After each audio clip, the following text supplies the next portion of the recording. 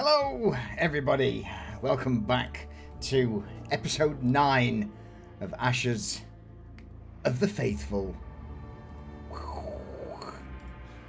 Will bring us into this, and well, good to see everyone. Good to see everyone. Divrak, thank. Divrak.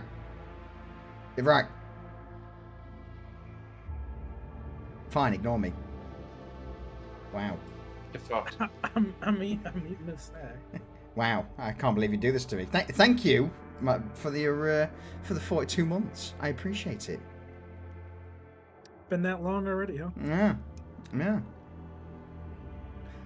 But I genuinely thought you said sack there. Yeah, I heard sack as well, and I was just waiting for people to rip into you. I said snack. I'm having some watermelon flavored Italian. I'm delving into a sack. From the back, or like underneath, or like. Don't judge me. Oh, dear. Rayfall, thank you for the 100 bits. And then Prepper Jack with the 5,000. Oh, man, turns up. Jester, I see. You are here again. Entertain me. Thank you, buddy. I appreciate it, both of you. Thank you. Dance funny, man. Dance. Yes. We've got the RIP emote there as well, so I think that's a bribe to killing one of you today. That checks out. Yeah. And an anonymous gifter, thank you for the anonymous sub to Abernathy. Thank Honestly, you. if it gets you some dosh, it is what it is. Oh, dear me. So, bits for the bits god, absolutely. Episode 9, Ashes of the Faithful. Welcome back, everyone. What to say? Things have begun to get rather spicy recently in Hive Rokarth. I'm guessing I don't need to do a recap as all of you were in yesterday's stream. We are aware. Yeah, everyone's aware. Shit has gone south.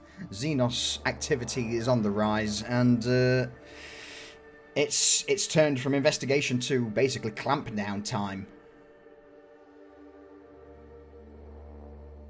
Yesterday's team kind of coincides with what you guys are up to today, so we'll not know what the results of their mission was until next week. But without further ado, we'll just delve straight into things, shall we?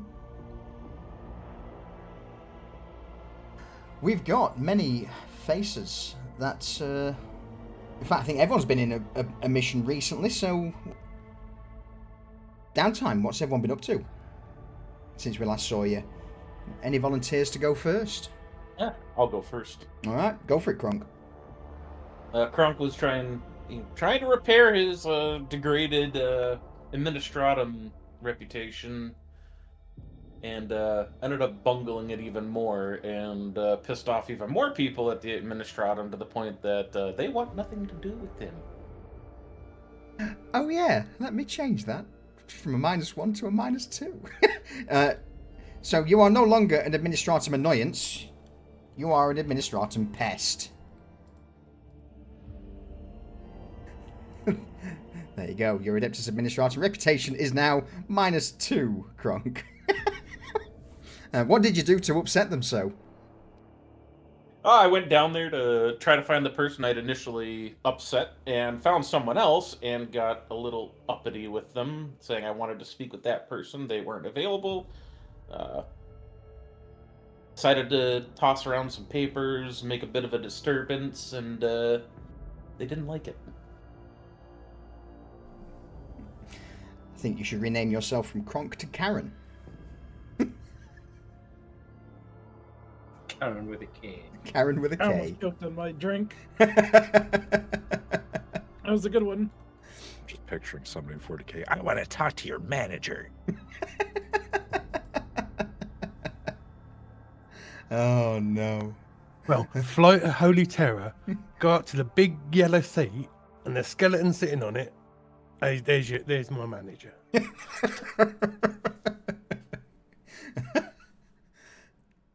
Okay, so yeah, apart from fumbling your reputation with the Administratum, Kronk, is there anything else you've been up to in the downtime, or is it just a case of after that you were just living your life? Just sticking around at the HQ. All right, excellent. Who wants to go next? I'll go next. Go on, Mustrum. What have you been up to since we last saw you? Well, I tried to go to the security office to delete the recordings of our previous mission and sort of cover up what had been happening, because we caused a fair bit of destruction, and a few people might have died here and there. Apparently, I don't know why. And I got to the security door, tried to get entrance, and I didn't even make it through the door. They just told me to fuck off, so I did.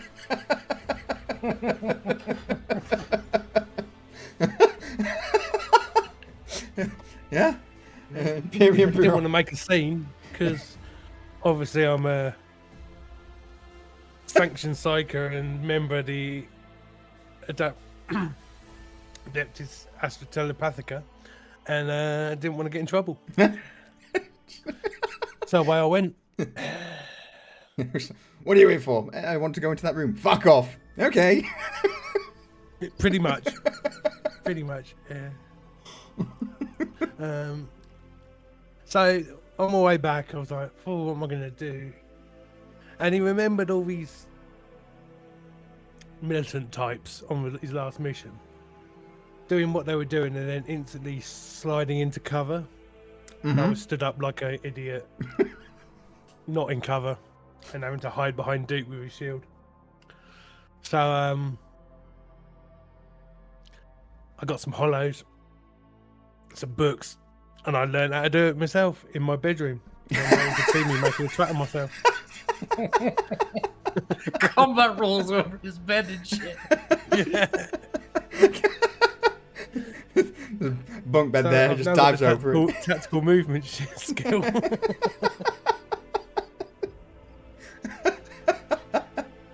Just move your desk out into the middle of the... pop gun and everything. Yeah. Move the desk into the middle of your room and you just practice diving over it, underneath it. Okay. Beautiful. Love it. Next up, who have we got? I'll go. Go on, Harthos. What have you been up to? Aside from listening to a lot of odd banging noises from Mustrum's room as he was rolling around trying to learn how to roll in the cover, he's honestly been recovering for the most part in his downtime from several near-death experiences. He's also been getting his new pistol in working order, that he's quite happy about. Mostly, though, it's just been recovering. Yeah, meat and one veg. Yeah. Athos has only got one ball. Still got one. For now.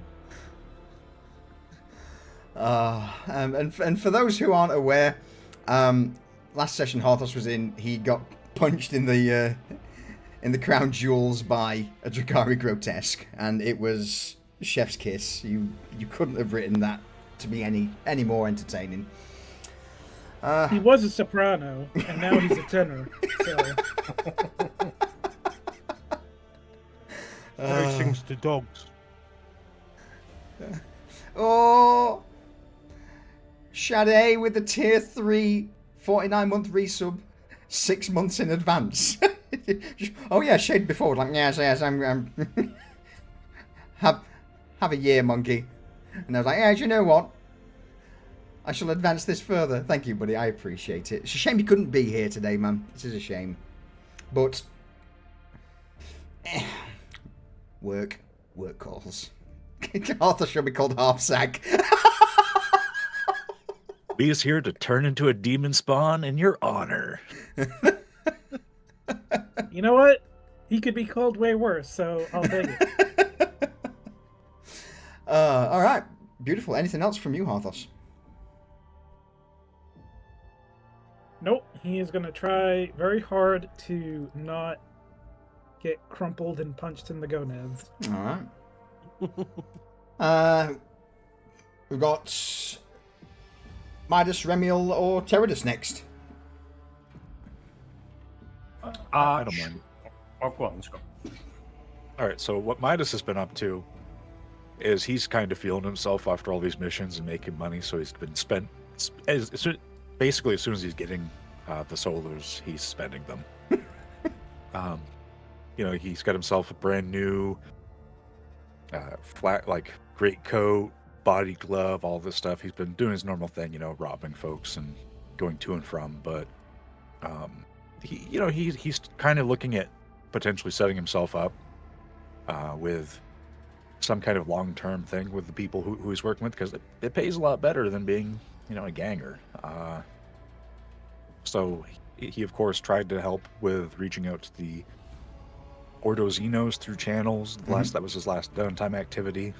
I forget the exact details because it's been like 3 weeks, but hey.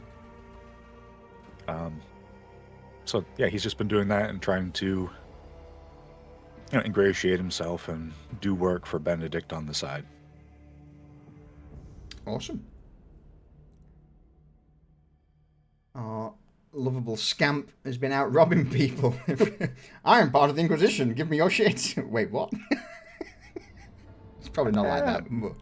No, not like that. More, but he's got himself his coat that is like an off yellow, so it's he's keeping it mostly to his colors, but it's not super. It doesn't like reflect light or anything, so it still works. He's an odd guy. Yeah, love it. All right, Teradus, Remiel. We'll go Remiel next, since he spoke up. Yeah. So last mission Remiel was in, they took some Drakari prisoners who were remanded into Ordo Xena's custody and have been in black site in null chambers, because sensation is everything to Drakari, and a null chamber with sensory deprivation is literally You monster. the worst thing that could happen to them. You monster. So I've been enjoying just tormenting them with nothing, just watching them, and then giving them a little bit of hope, and then taking it away.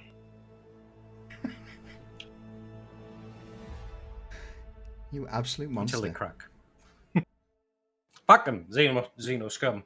Yeah. Anything else you've been up to? Any new interesting purchases, or is it just a case of? Seeing as Xeno weapons are flying, he also got some plates for his gear. He's like, oh, just put an extra fucking ballistic plate in the fucking chest rig and some padding on the helmet. Yep, let's not get killed. But yeah. Awesome. Yeah.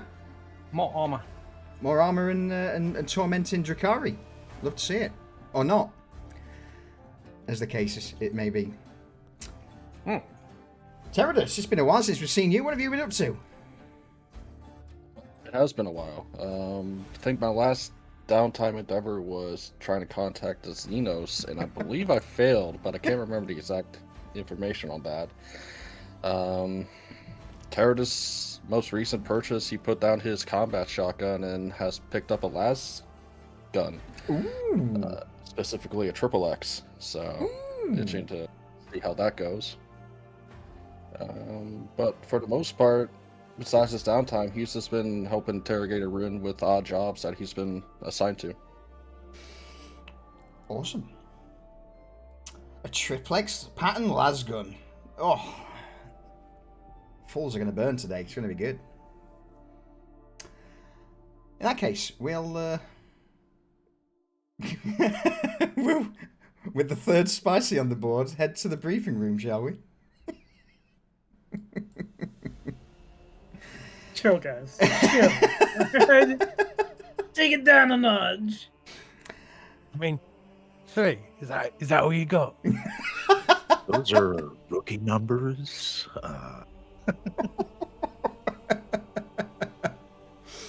So, Inquisitorial HQ. As we usually find ourselves at the start of an endeavour, here the usual hustle and bustle is drowned out by the constant thrumming of the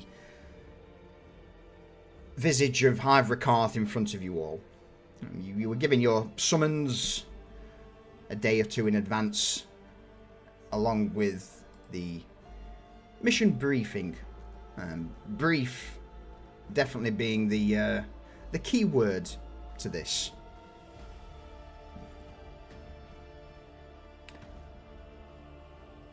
As you all step into the central chamber, there would be a brief moment where several lights begin to flash around the perimeter of the room, red in colour, and immediately all of the agents that are in this room look up, eyes wide, turn towards the central hollow table, and then immediately start filing out of the room. Who here is Ordo Hereticus? I believe I'm the only one. Oh, no, Harthos. Nope. I am freshly reassigned to the Ordo Hereticus, and quite possibly, since I am the most junior Ordo Hereticus, would have to do and listen to Teradus. He would have seniority on the field. In that case, Teradus would probably be the only one who would... in fact, actually, a similar occurrence for you, Remiel. These red klaxons that are currently flashing are a sign that either a priority transmission or something or someone of importance needs to discuss matters privately. And all of the agents and various Inquisition staff who are in the room immediately just start heading for the doors. Whatever work they were doing is put down, just left in place, and it's almost like a somewhat organised crowd just heads towards the 2 exit doors at the far end of the chamber.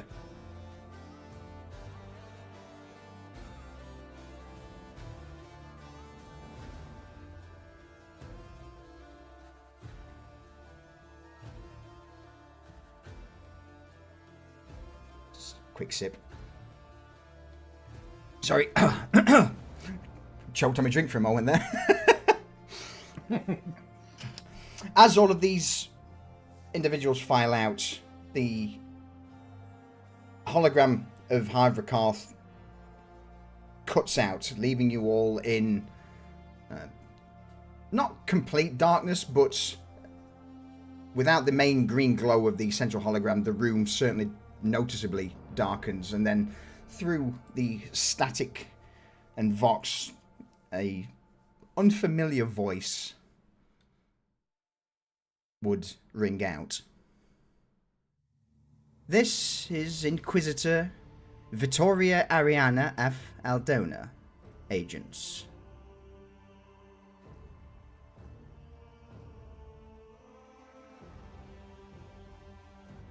Midas isn't going to say anything, but he's just going to do like a very clumsy bow towards the hologram. Yeah, Remy will do the sign of the Aquila. Kronk will sign of Aquila and bow as well. Harris would follow suit and stand up straighter. And Mr. will make the sign of the Aquila and say, "My lady." I will keep this brief, but your record has been brought to my attention, and there are plans in motion far above the interrogator and your adjutant of the Ordo Xenos that demand a more surgical insertion. As such, I have pulled your names from the roster. You will be the instrument of the Emperor's justice. Or at least, should I say, the start of it. There is an individual high in the spire that has been conducting these, well, not so much experiments, but the puppet master for the administratum. And I need to find out who he or she is. Teradus, Parthos, as agents of the Inquisition, and your prior reports and mission outcomes, you have been selected to be my eyes and ears for this.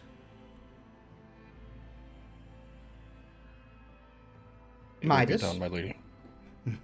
I know it will.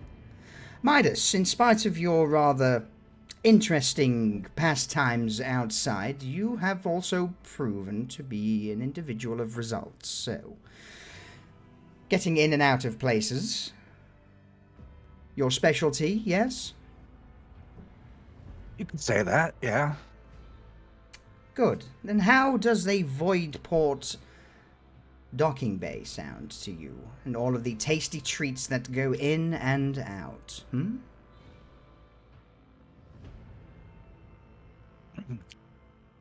Might know a thing or two about things falling off the back of a transport truck, my lady. I'm not going to be very put off by it.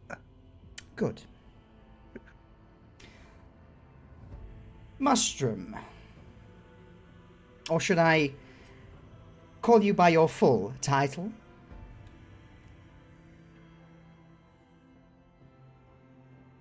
Mustrum's fine, my lady.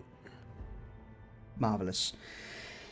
I have an inkling that there may be some, if not Xenos presence, others of import in the vicinity, and your abilities are going to be required to extract the data that I need. I hope that won't be a problem. Your will, my lady.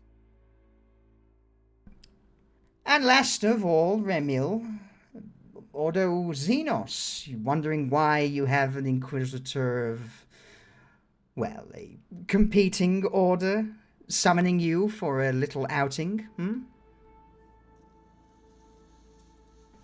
The thought had crossed my mind, my lady. Your adjutant is not exactly one for, how to put this, thinking things through. Your Ordo here, and the cell that you operate from, is, well, I believe the term ballistic persuasion is the best way to describe your operations. Can't say I'm overly impressed with how things are, but beggars cannot be choosers, and in this, with your service record, I believe ballistic persuasion may be required. So, regardless of you being Ordo Xenos, you will adhere to my orders. Is that clear? As is the will of the Emperor. As it is. As it is. Now, at that, the image of Hive Rokarth flicks back on into the room. Vittoria herself didn't show her face to this, but it begins to zoom in on a section of the void port, which isn't too far from where the Inquisition's HQ is currently based. Probably 300-400 levels above you all, and no doubt on the opposite side of the stack.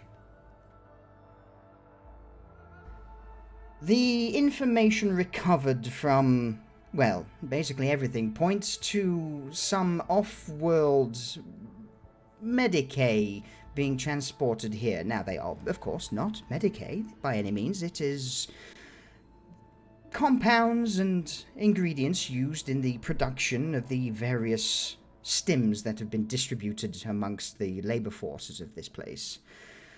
What I need you to do is not so much destroy the stims, that's no longer an issue. We are now looking to cut off the head of this snake, to rattle on the chains and grab whatever we can that's on the other end and bring it into the Emperor's light. So, task is a simple one, but a loud one. You are to make your way towards the Voidport docks.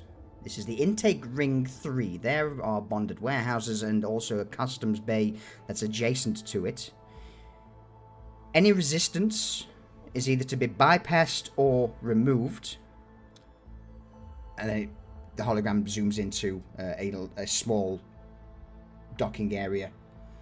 In here is where we believe that the prime compounds are being stored before sent off to the various laboratories that, well, Kronk, you are aware of what happens in said labs and have seen what they grow there.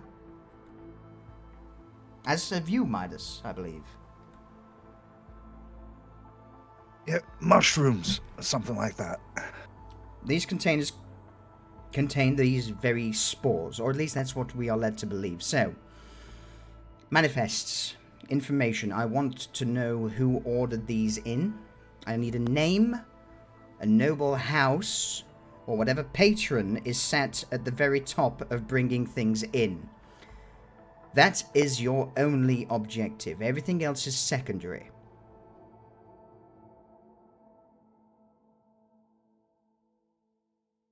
Once we have a name, the next operation will be to go and deliver the Emperor's justice to that individual. And I intend to do so personally. So, for those who are also available when the time comes, because of course you will complete this mission most satisfactorily, won't you? Yes, my of lady. course. It will be done. Good. Now, due to the nature of going in loud, if there is anything you require, speak, and it will be granted.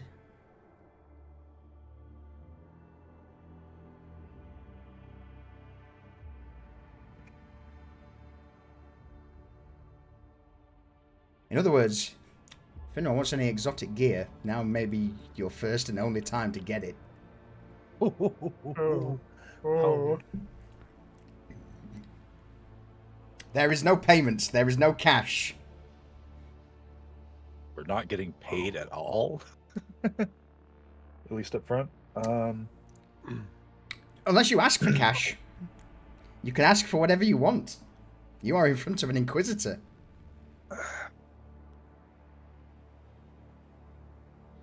Funny thing, nothing comes to mind. And he kind of like looks to the side at everybody like, it's weird. Very well. For you, Midas, one of gold and coin. 2,000 solars should be sufficient. 2,000 solos, we can make sure that it gets done.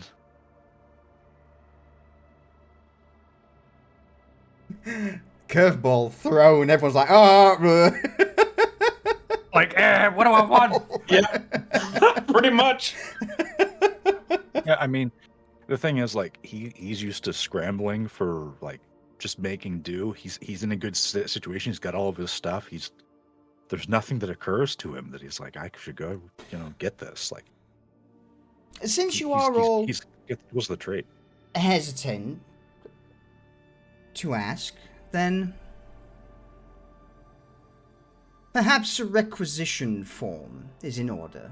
Something you can pass to Interrogator Rin or to Constantine Hennig, and they will see to it that your requisition is fulfilled.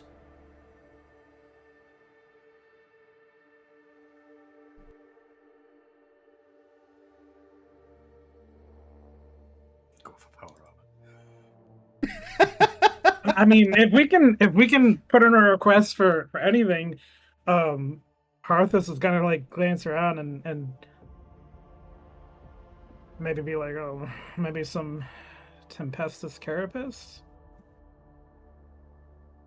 Carapace armor of the Tempestus Scions. Not sure whether we have any in reserve or stock, but if that is your wish, Harthos, then I will see to it that you are kitted out the best of my ability. After the mission is concluded, of course. As is your will, my lady.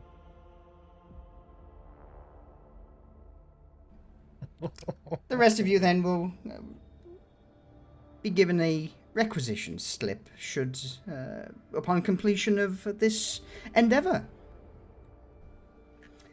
Now, as for forces on site, the vast majority that have been observed by Ordo Xenos agents is typically of the Strategic Compliance Wardens, a multitude of them, along with what we believe to be indoctrinated guardsmen. Those are the PDF or stationary defense forces. There has been little, in fact, no reported sightings of any Drakari, but like most Drakari, they are sly. They are discreet.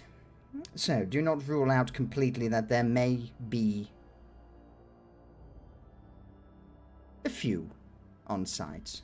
As for insertion, two options. The first is landing pad directly, and the hologram shifts once again to the central chambers where these storage containers are, and you see a small landing pad.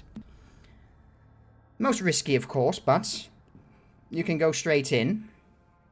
Drop you directly at the door, but you will be firing straight out of the ramp. I personally wouldn't advise it unless you think you can take approximately 13 to 14 of the wardens, and no doubt any defenses or nearby reinforcements. The other option is the hologram spins again to another set of landing pads roughly a kilometer away.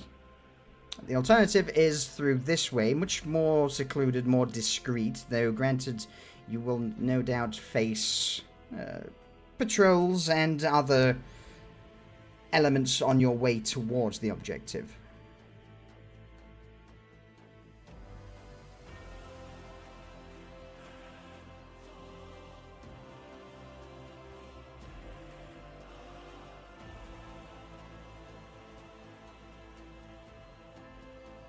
Any questions?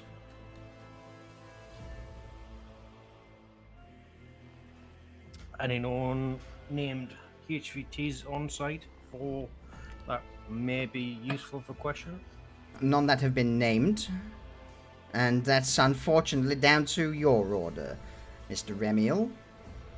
Information has been rather scant on this matter. If possible, Midas is like part of like the really shady element, like they're down spire, but like people talk and like there's a lot of gossip. Do any names come to mind for people to like keep an eye out for? Ooh, roll me a rapport check using your infractionist influence. It's going to be. I mean, even if that wasn't... yeah, I was going to say like a routine, but that would have pushed it to 63, so... nothing seems to be brought up. Maybe you step aside for a moment, contact Benedict, but yeah, he says in that section of the Void Port, it's not so much... There's no names, it's a rotating staff, and the people there don't talk much, eerily, so...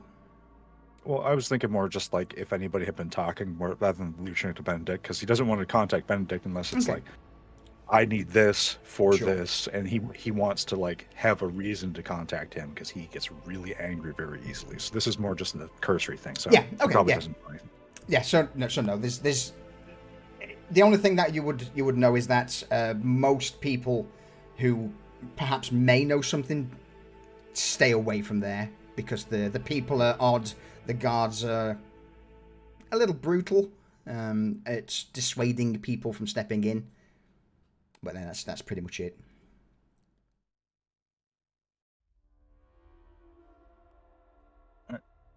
That's all I have.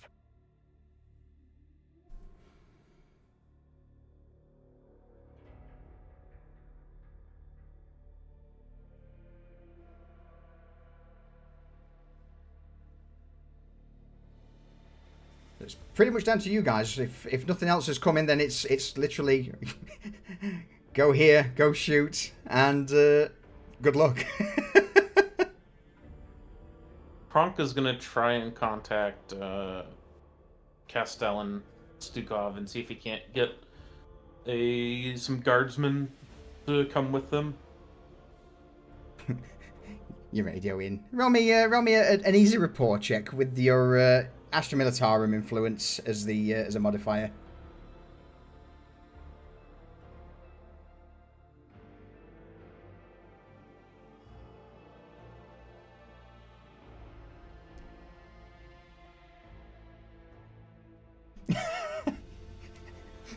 Holy shit. Gonna be one of those days. Get absolutely fucked. You just get him out of the way now. It's fine. Who is this? Sorry, come in. It's Kronk. Kronk, needing some guardsmen. Going to Voidport, we need them. Apologies, all current squads have been dispatched on a high priority mission. Redacted. I can't say where or who's asked for them, but the available squads at the minute have been commandeered for other mission critical operations. Understood. And Kronk will just disconnect the Vox.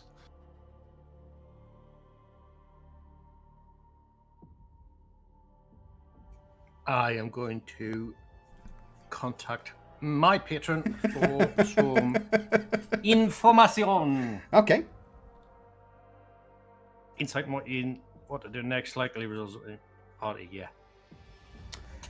Tactical and strategic help. So I'm just going to be like, do we have a blueprint for this? Agent Lemuel,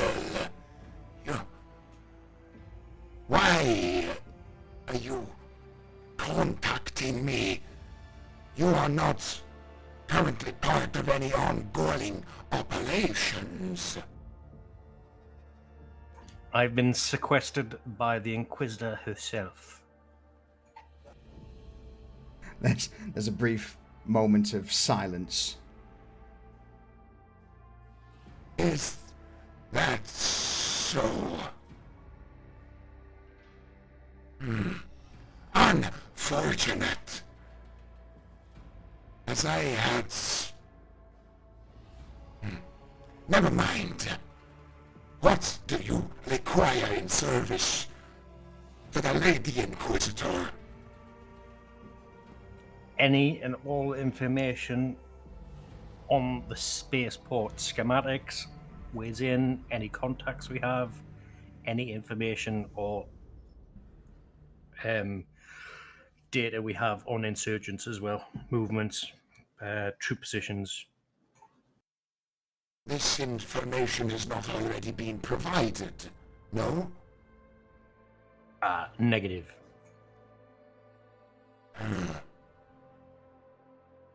Something is not adding up behind the scenes here, but a moment, I will provide you with what we have available. Do not fail the Lady Inquisitor, for things are already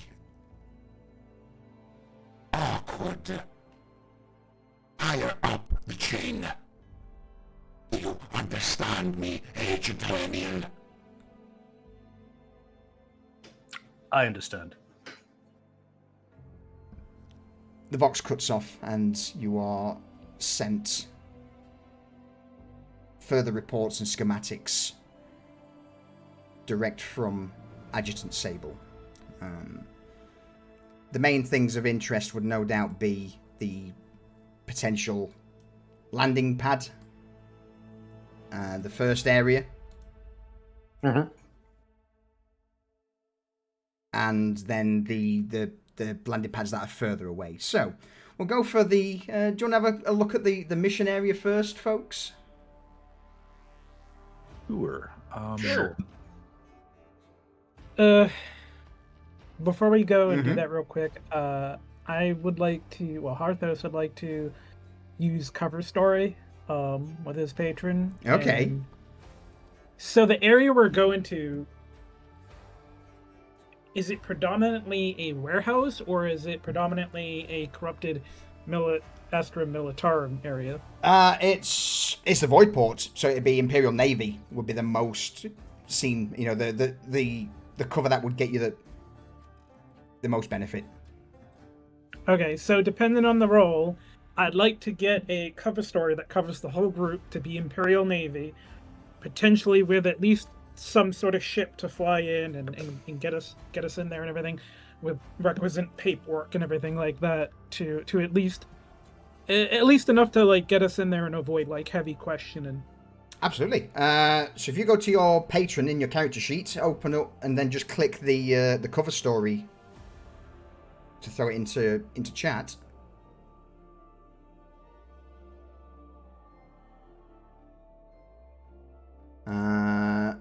So you don't need to make a roll just yet.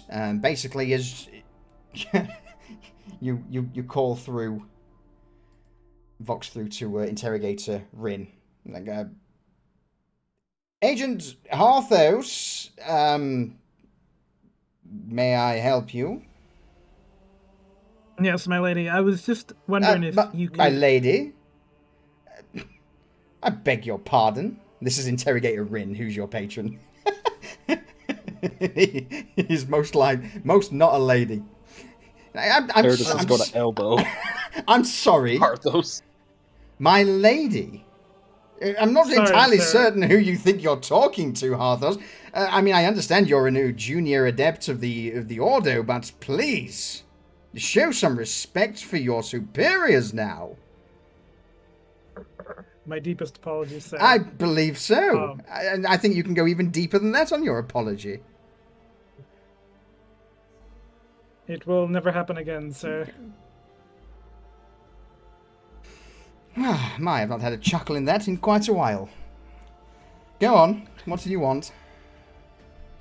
We are just about to leave after our debriefing for our next mission to a void. You're on a mission? And for who? Is that? Yes. Is that Adjutant Sable just started to claw even more of our agents into this suicidal idea he's got? It's possible. What is? He'll give it's details possible. of. Go on.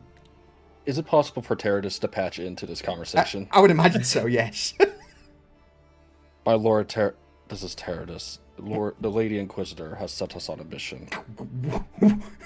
Wait. I'm sorry. I didn't quite. And you through the Vox and the static, you can just hear like papers rustling for a moment, and then the clacking of fingers on a cogitator. What? The late Inquisitor Vittoria herself has. Why have I not been informed? Why? You just hear it. Scribe, go find. I don't care. Just I'll do it myself. Go on. Yes, we are tasked with a mission to a void port not too far from HQ. We are to seek information for a head of a snake of a noble house that is filtering in this Xenos issue that we've been facing. Right. Just one moment, Teradus Harthos. One moment. He steps away from the microphone at his desk, and you just hear him clacking away for a moment, and then I'm terribly sorry to bother you, Lady Vittoria. You requisitioned some H. Oh, you have, and it's a need to. I don't need to know. Okay. Oh my god. Right. Of course, my lady. Of course, the Emperor's will be done.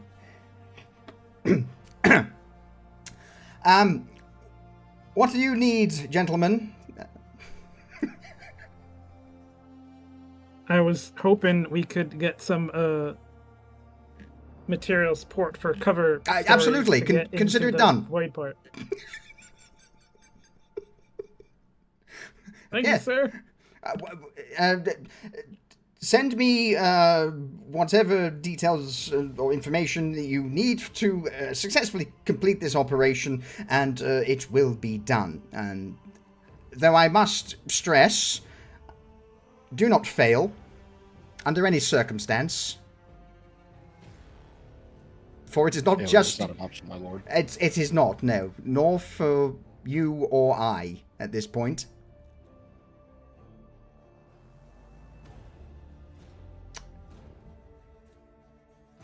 Good luck, and yes, good luck. The Emperor protects. The vox cuts off. And that's paranoia. At least he got the Inquisitor and not Constantine, who just told him fuck off. Yeah, that'd be savage. So yeah, what exactly are you needing? If we need outfits, or at least like IDs to get in, probably a flight in under Imperial Navy. Yep. So yeah, I was probably not going to be able to get any backup or anything. So this is just like shuffling paperwork essentially. Absolutely, I would say that it's not a problem. Rin organizes transportation for you, along with a dead drop of Imperial Navy uniforms, access codes, anything and everything you need to get into the Void Port without any problems whatsoever. I mean, personnel-wise, God, man, I am going to. Who are we designating Teradus to be the direct contact for Vittoria for this mission? That makes sense. He's the Yep. rank and Yeah. All right, Teradus, I'm going to change your patron for a brief moment for this mission. Okay. Your patron is now Vittoria Ariana Af Aldona. Oh shit. Don't fuck up. She has a considerable. Holy shit.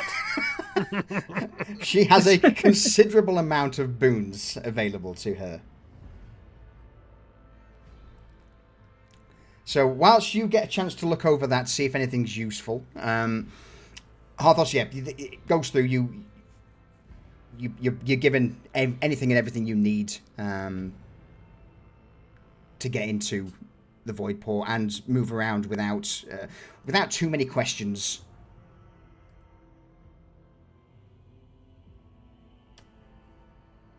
Anybody else up to anything whilst Teradus is currently going over? Go for it. I'm going to contact my patron. Okay. And I'm going to do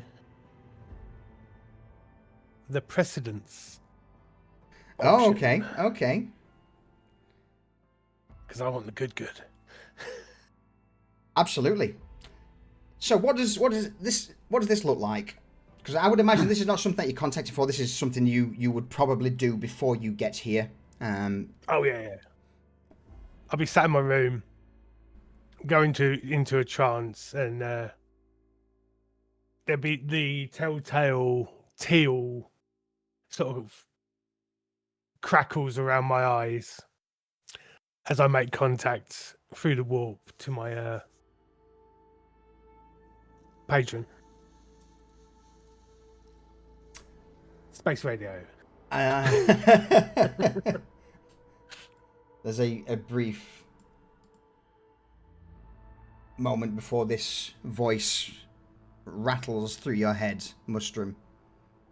Mm-hmm. Speak.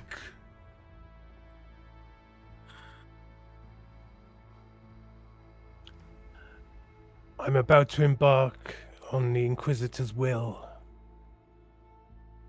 I need your guidance with precedence. A look to the future of what may come to pass. Very well, I shall turn the choir,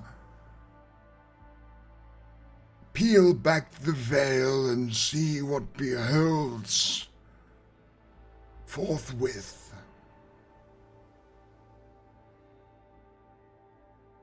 Open your mind to mine and see what lies beyond. I need you to make me a manifest test, please. Psychic manifestation, Mustrum, as you open your mind to choir custodian Odric Falx and his choir of psychers. I've got so many things open.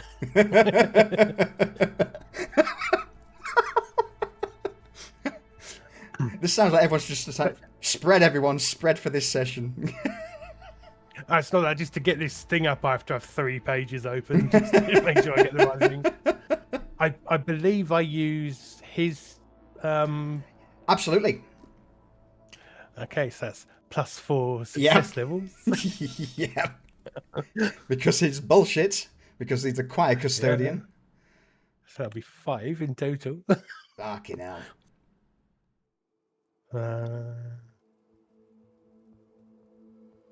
Yeah, just a straight. Because of that, I've got advantage on it because it's a. Yeah. Because you are a psycho extraordinaire, sanctioned. Probably good job you did. That would have been the night. I'll take 8 precedence points then. Absolutely.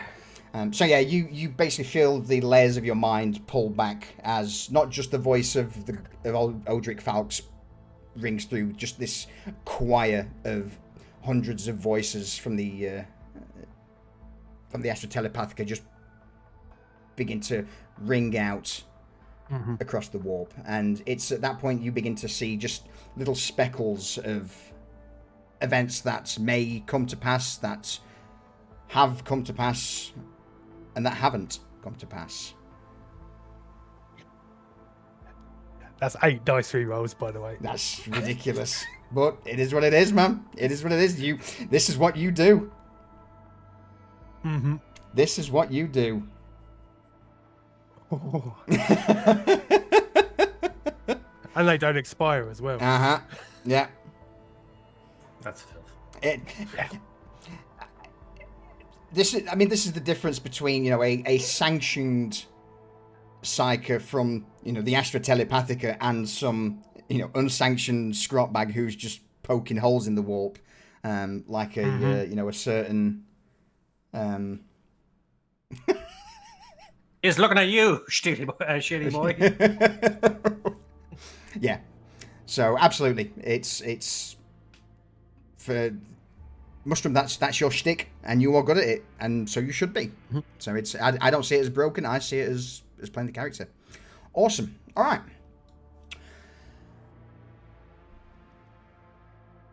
Yeah.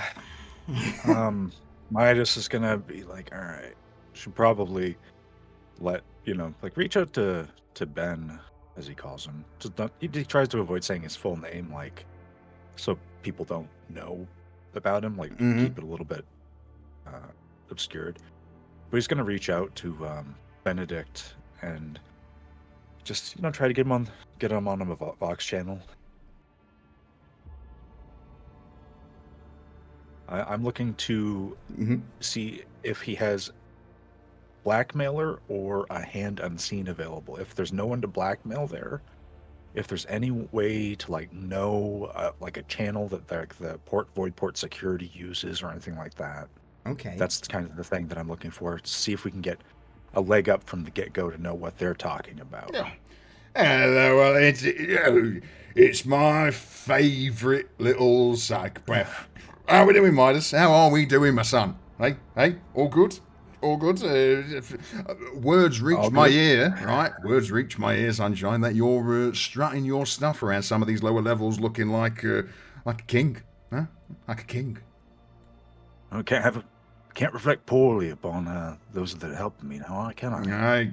Well, again, what you have brought upon to me, I am dripping, gushing in cash. So, what can old Ben help you with, mate? Hey, what can old Ben help you with? Voidport Intake Ring 3.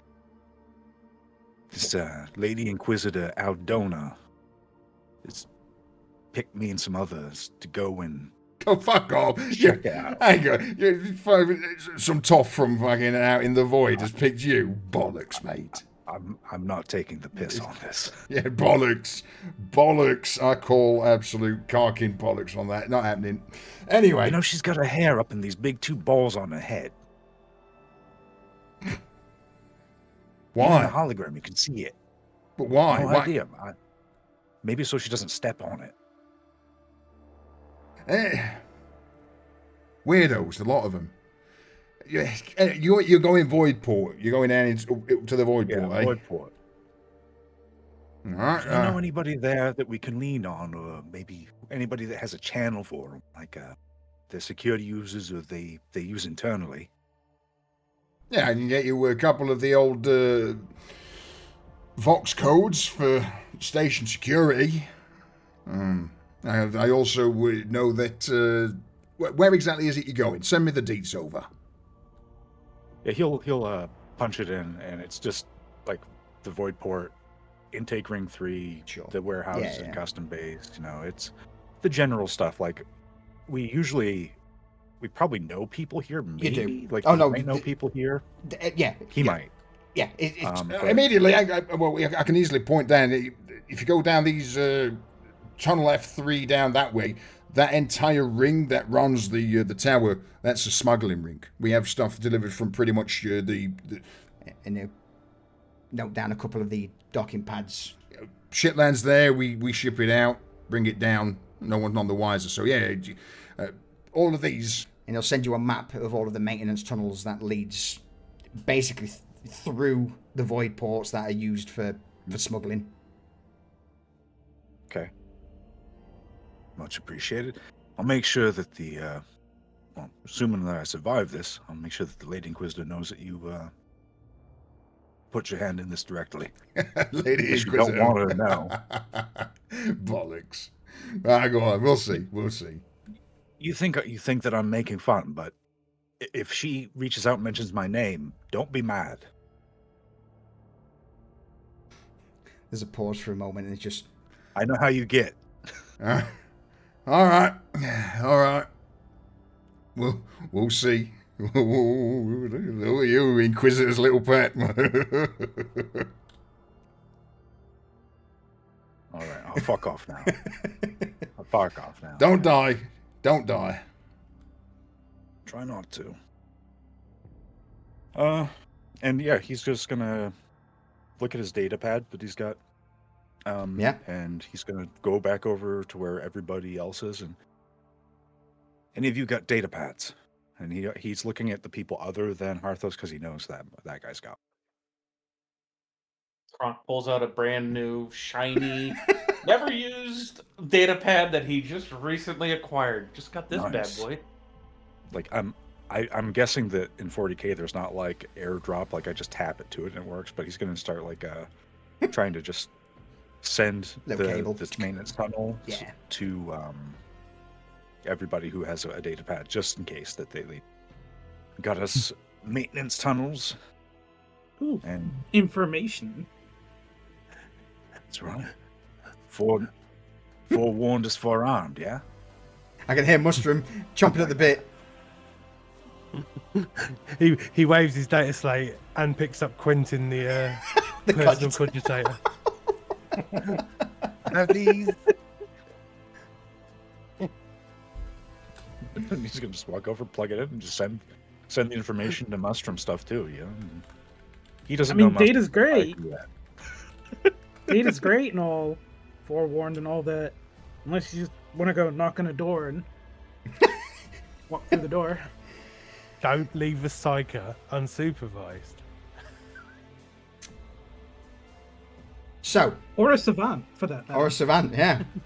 So, going into this, you've got the layout. You know what you're going into. You know roughly what you're going to expect to fight there. And then you've also had contacts with pretty much all of the Upper Inquisition. I think that warrants 3 superiority. Take it. I'll take it. You, madam. Well, while this is going on and Kronk's not getting any guardsmen, he's gonna go and try. Even though the shipments stuff coming in is secondary, he's still gonna purchase some demolition charges just to set those for dealing with any incoming shipment that they find on their way to. I will happily say what that they you need. can take 4 demolition charges for free under the authority of Inquisitor Vittoria. The reason being, one of her boons is called Solars by Abstraction. In other words, Nice. money is no fucking object to her. Does that mean? Does that mean like if we wanted to grab some, like stims and stuff, we could? Yeah, absolutely. Okay. Try and get some medical stuff. You're paying out of pocket for those things, of course, right? Nope. As long as you're not silly with it. Okay. Right. I'm happy to buy this myself because it's expensive. Because I want to ask the Inquisitor for something stupid. All right. I want to buy an armored body glove. I have the funds. Half price. Score. Okay. So I'm going to sell my levers. Yeah. Actually, I'm not. I'm just going to throw them in the bin because they're not worth selling. Yep. So I've thrown up the. Annoyingly, it's hidden on her sheet, and I can't show it you because reasons. I'm not sure. I can't unhide it. But I've thrown it up in chat so that you can basically see her ability. Cool.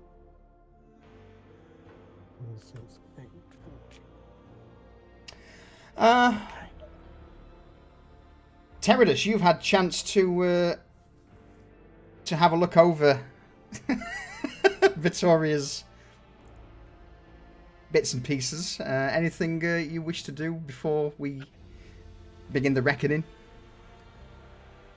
Yeah, I took a look over. Some of them can be played in person. One of them, though, Assassin Cabra. I was hoping to... Okay. Pretty much just have a team set to shadow us, and on a coded message, if we face a very large opposition, they will come down and strike. You want some assassins? Okay. Nice. You tap in the request, send it off to Inquisitor Vittoria, and immediately you get a response back saying it will be done.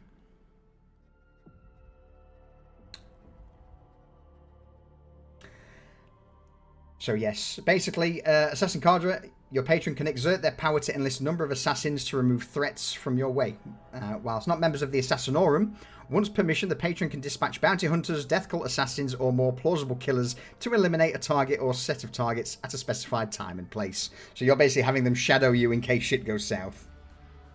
Exactly. All right. Right. like it. I like it. Huh? See all that over there? Fuck them.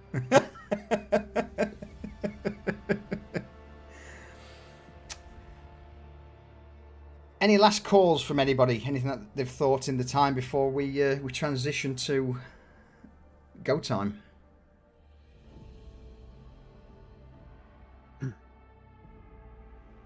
Yes, I'll make my stupid ask for the exotic shit.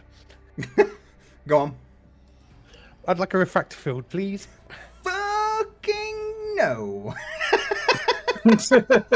You said we could have Let's have a exotic look. things. Let's have a look. Okay, it's fine. No. I just picked it out as the most silliest thing I could think of. If you succeed and you use your requisition slip, then yes. Yeah, I mean, Yeah. Yeah. this is my requisition because I don't want weapons because I'm a psycho. So I was like, what could I have? Yeah. It was either that or a no hood. And No. I thought I'll probably get more use out of the refractor field. If you succeed in this mission, then absolutely your requisition slip can be cashed in for a refractor field. Sound. It makes sense for a for a member of the Astra Telepathica to be protected. Yep. Beautiful. So since we've got all of the admin out of the way, the maps and bits and pieces that you've been given, you begin to have a quick glance over. So you'll only have a few moments to look at the potential sites. So the first one that crops up on the hollow is this place. When I put some lighting on. Don't worry about it. There you go. Hive Rokarth after dark. Yeah. Is this our insertion point? So this is the operational area. So these containers are what you need to check for the documents. This is where they believe everything's been stored and the information needed. So this is the main objective. This is where you probably will find most of the strategic compliance wardens protecting. Main entrance. If you choose to land here, you'll basically be on this landing pad to the south, and it will just be ramp down. Out in the open. Go. Yeah. Yes. Traversing through the void port itself will lead you to this top main entrance. What about the maintenance ducts? The maintenance ducts will lead you either just... either here or behind these containers here.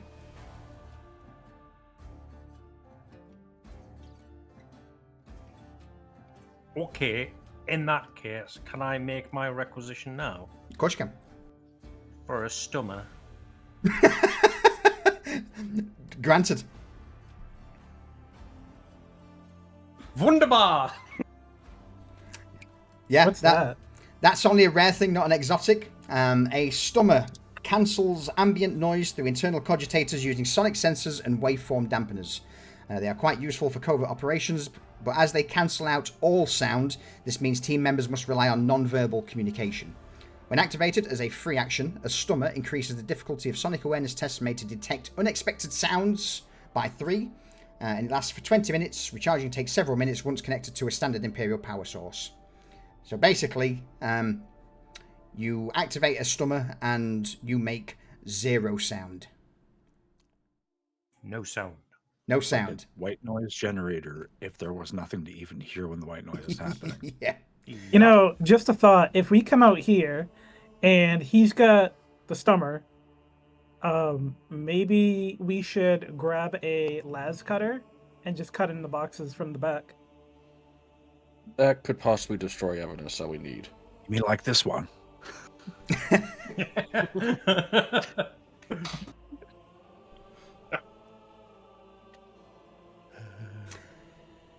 But to get to here, if you're not landing on the pad, the only other landing zone would be, bear with me, whilst I take you to the other port of call. would be lighting here, and you would basically land on this left-hand pad.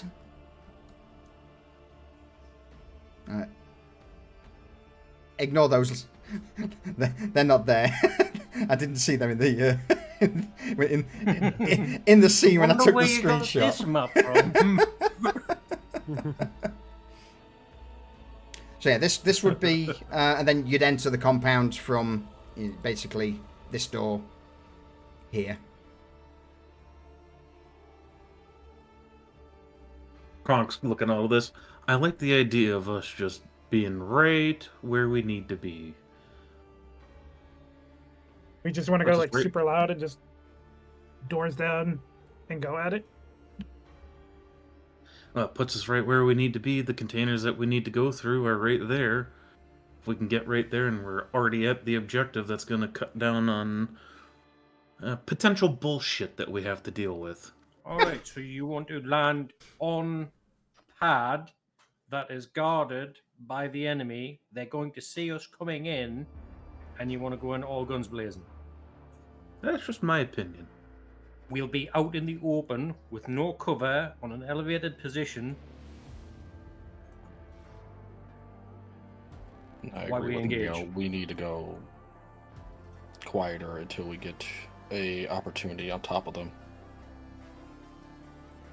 In my experience, it's best to be as quiet as you can until things go loud, and then be as loud as you can. Yeah, your buddy there, Harthos, has already got his credentials to get us on site and hopefully inside the building, quiet, stum. Once inside, our friend, and he'll gesture to Midas, can get us into the service ducts where we can make access to the location, upon which time we can stealth in using a stummer to maybe break into some of these places before going loud. I'm no expert on military matters, but not getting shot as soon as we get off the transport sounds like a good plan to me. He has a good point.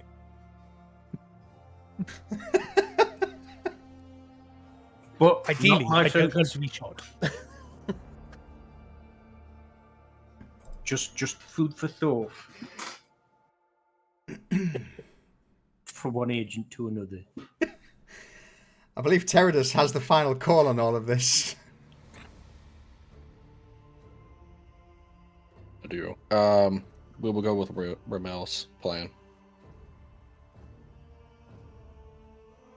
Great, working to everybody's strengths in. Wonderful. Also, Harthos, Yes, sir. you're sticking with the Psyker. Yes, sir.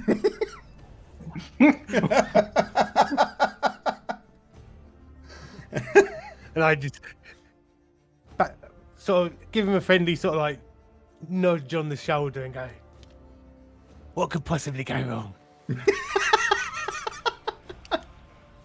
The little red eye on Harthos is just gonna go like really narrow and then just get really wide. I'm just going to give him a big smile with far too many teeth.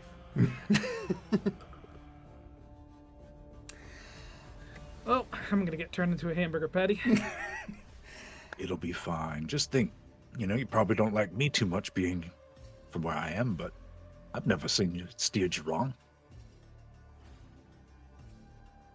I trust you to not turn me into a hamburger patty more than I trust. He's not gonna say his name. He just kind of like thumbs at Mustard. It'll be fine. He's kind of lying to himself when he says it, but Mushroom's just going to do that upper class thing where he just conveniently doesn't hear what's being said around him. Ah, He doesn't yes. want to hear what's going on around him. yes, peasants. All right. So, you spend the next couple of hours gathering your gear, getting yourself prepped and ready. Eventually make your way towards the Aquila lander that's acting as the insertion vehicle. And this one has emblazoned on the side that of the Imperial Navy, looking to be of just a standard cargo hauler from low atmosphere to the void port.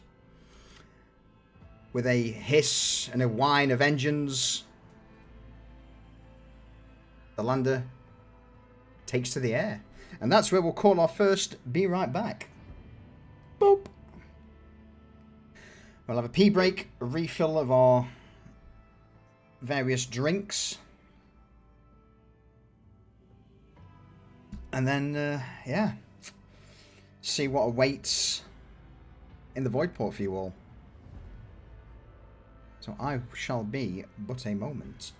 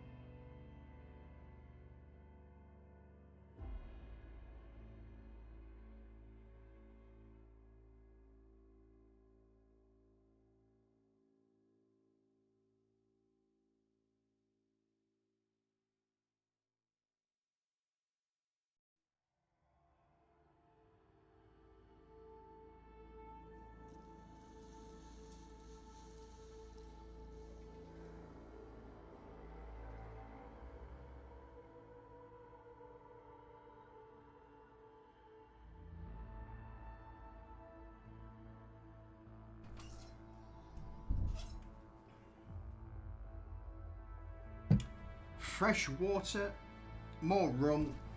Oh, and I am back. Oh, Welcome Nice. back. I think 4 out of 10 for that. I didn't queue up for half of it. I went to say hello and a burp came out.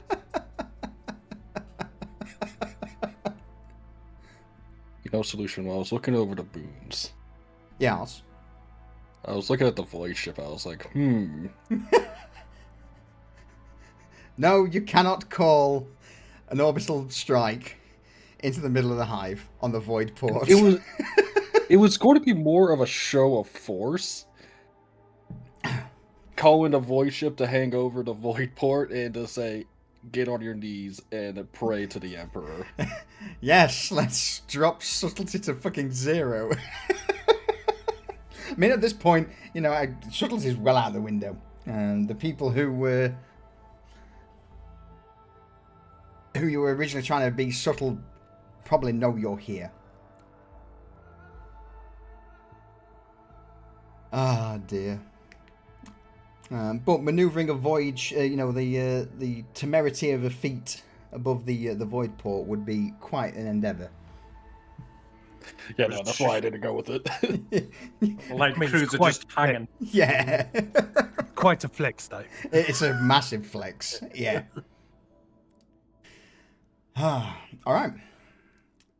Sip of the rum. Cheers, everybody.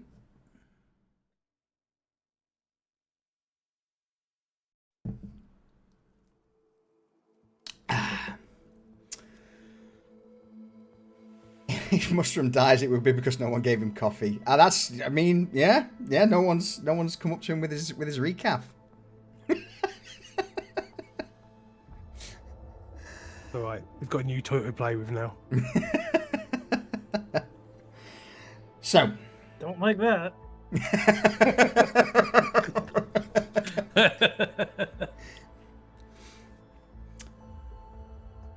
the lander begins to take flight, heading through several of the access tunnels that lead from the lower parts of the Hive before eventually breaking out into the upper atmosphere of Hive Rokarth. Here you would see in front of you the giant tower that consists of the void port. That is, in fact, if we go back to, we go back to there. There we go. You can see just off to the side of Hive Rokarth, that there is the void port. Okay. And funny story, Teradus. You know, on the intro video, you can actually see the Temerity of a Feat in orbit above the Hive world, because I put it there. Oh, interesting. Yeah. So it wouldn't be too difficult. No, it's nudge it to the side. Yeah. In the intro video, I made it so that the Temerity of a Feat is in the sky. Anyway, yeah, void ports. This would be where the lander begins to ascend upwards, passing through layer after layer. A multitude of smaller landing pads and docks jut out from the main spire of the void port before eventually, over the internal comms of the lander, you would hear the pilot just chime in. 5 minutes till landing. 5 minutes till landing. Right. What's our cover story?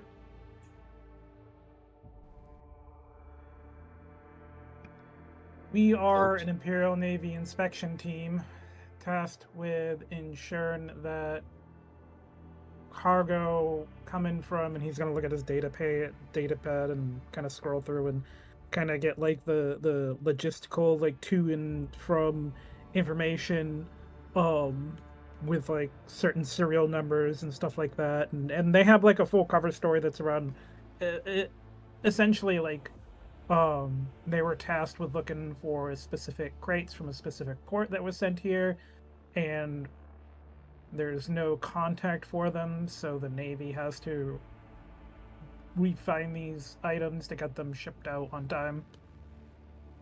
Okay, cool. So we're all wearing Imperial Navy outfits with what, our gear in cases, backpacks? Yes. If people want to be in costumes, yes. Yes, because a stormtrooper wandering around with a hotshot blast gun might raise an eyebrow or two. Yeah, I'm not going to be changed because I'm just your walking radio. I'll just have a naval insignia around my neck as well as my Psyker insignia. Having two fully armed to act as guards for the obvious Psyker won't be too suspicious, I believe. I'll make that 3 because Kronk is heavily armed too.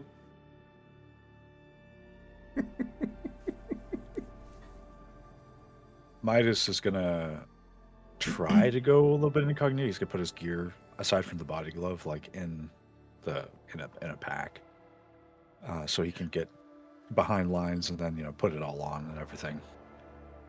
Just because Kronk is probably going like full armed and armored, and all of Midas's stuff is modular. Like he uses pistols, everything's small. Like there's a lot, but it's small stuff. It's stuff that can be concealed in a pack, theoretically. So, like something like an Imperial Navy officer, the Psyker, a couple guards, and a couple kind of mid-range Imperial Navy folks. So, those not wearing armor, if you would unequip your armor, please. Sure thing. Yep, I will not be wearing armor, but I will have a body glove on. Mm-hmm. Yeah, I've got a body glove on. I've got my gear with me in a backpack. I'm carrying. So once we're incognito, I'll gear back up. Who's wearing the officer's uniform?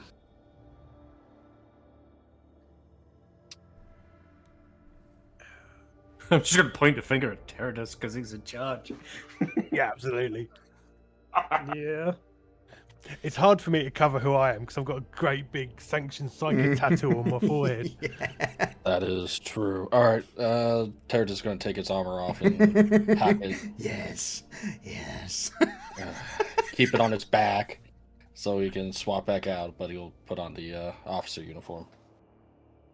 It's session You know 3 what? all I think over I'll again. keep my armored robe on.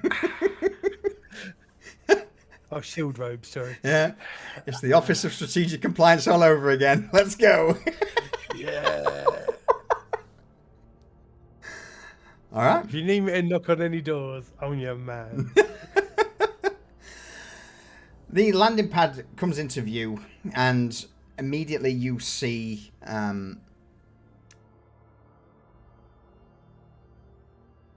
roughly 9 grey-robed individuals start gathering towards where your Aquila Lander's coming in. On top of that, you would also notice that positioned on the roof, of the building, 3 autogun turrets have been set up and are currently just tracking the ship as it comes into land. And then last of all, what looks to be a guardsman is slowly walking towards the pad, and eventually, with a heavy thud, the Aquila Lander hits the deck. The ramp drops as this guardsman with a flamethrower slung at his side calls out, "Whoa, whoa, whoa! Can't park that there!"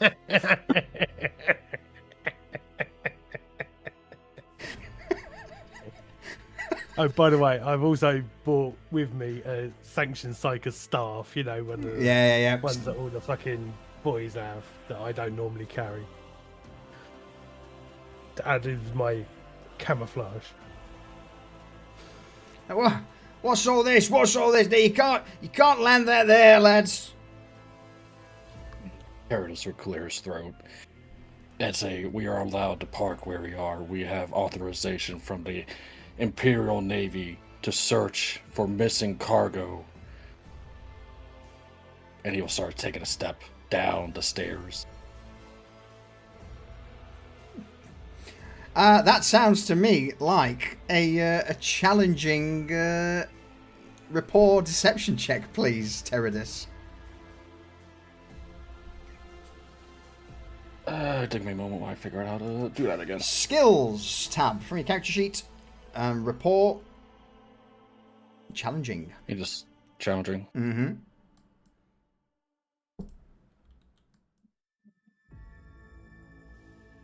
So close. So close. Oh, no. Go on. Okay, never mind. No, I'm not. I don't care if we've got shipments that are due in the next hour. You can't land that there. I don't care where you're from, whose authority. You could be screaming from the planetary governor's arsehole for all I care. Go on. Show me some official documentation. Show me your access codes. Process is gonna immediately pop up at that, and he's going to produce an identa badge and some rather official-looking paperwork.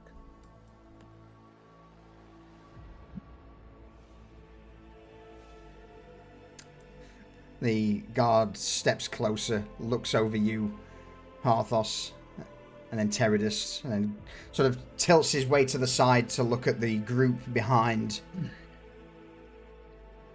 Bit well armored for an inspection. Go on, Midas.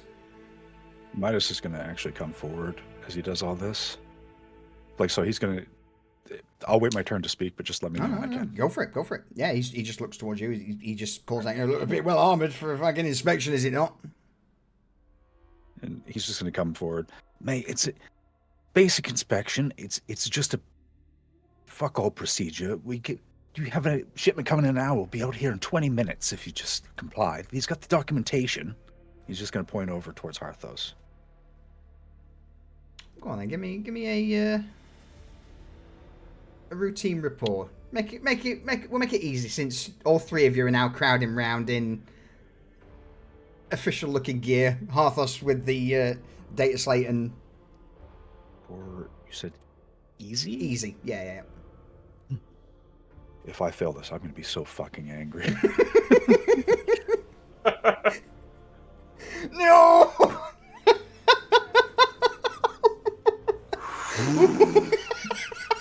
Oh boy. Should I make a rapport check at all too? Do you want to? Sure. Okay. Go on, Midas. Oh, no. I was going to say a marginal no. success is still a success. You should probably just leave it the fuck alone. Because I'm willing to bet that you do not have the rapport that I have. All right, I'll leave it.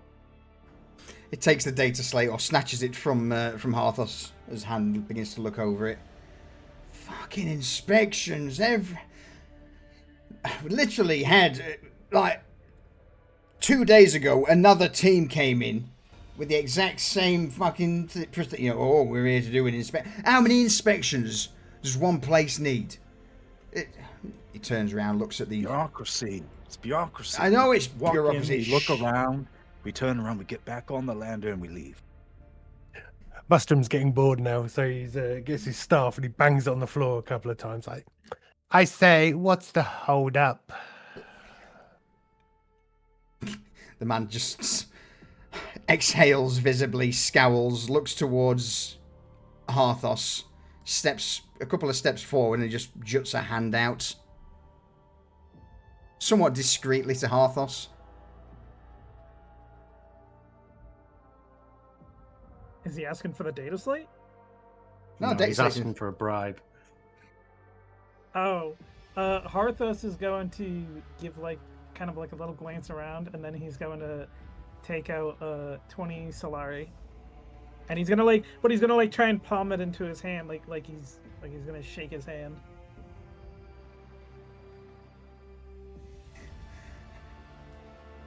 Whilst this is going on, the others start to crowd round, and the guard slips his hand back. Someone takes the 20 solar, and then the hand comes back towards you, Harthos, empty. Oh my god. All right.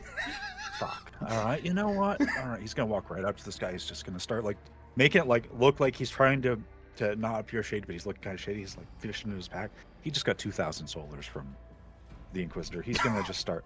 He's gonna fork out 160 total solars. Oh yeah. Listen, I know what you're about. I get it. Here you go. And it's this is all I've got on me. Yeah, this is all I got on me. But we know how it is.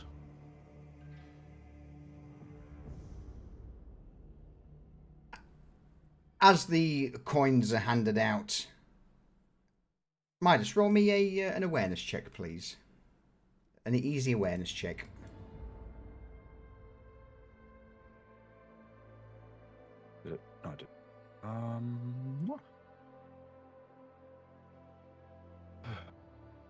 For a brief moment, as these coins are being handed out and slipped into the robes, you get the impression that these guards, or the wardens at least, aren't... There's no glee on their face. In fact, as you look at the hoods, their faces seem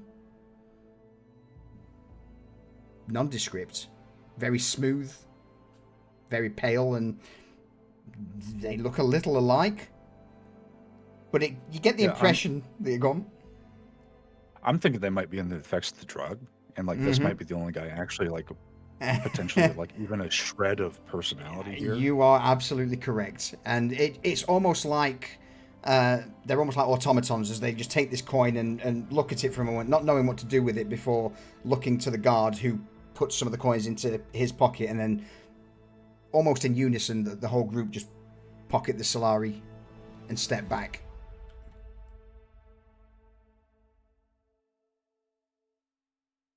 Oh, 180 in total. That's well, as long as your inspection doesn't take too long. You lot, back to your posts, and just 2 seconds. He begins to wander back as the other groups peel off, and as he gets towards the end, you see him take out a small device from a belt, flick a lever on the top, and the autogun turrets that were currently pointed towards you seem to shudder, reset to point just forward, and deactivate.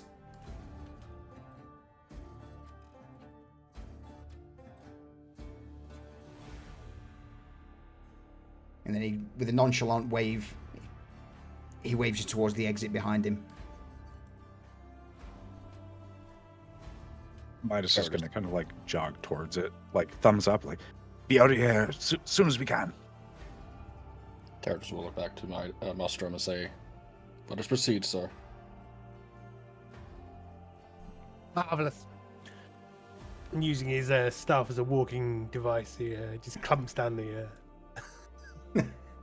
thing. Kronk isn't too far from Mustrum. He's basically acting as guard. Wherever Mustrum is going, Kronk is basically his shadow at the moment. Okay.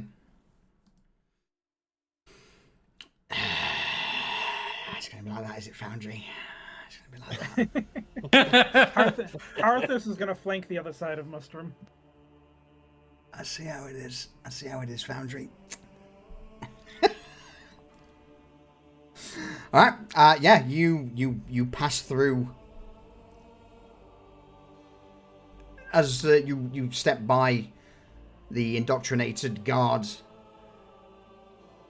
you hit the lever on the door with a heavy hydraulic hiss. The door opens, revealing the interior of the hangar. As you all step through, close the door behind you, the airlock in front opens, revealing basically a long corridor of metal and mesh, crates stacked haphazardly everywhere. Nothing of importance gets your attention. This is purely just a thorough way towards the landing pads. But you are now in the intake ring 3 part of the void port.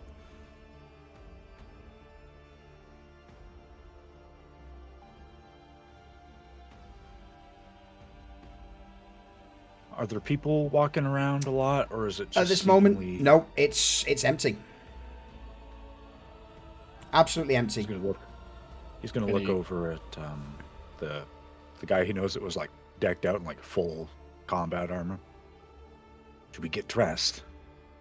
Terrorist is gonna, before he adds to that, Terrorist is gonna look around. Is there any cameras, or security cameras, or anything at all? Roll me an easy awareness check.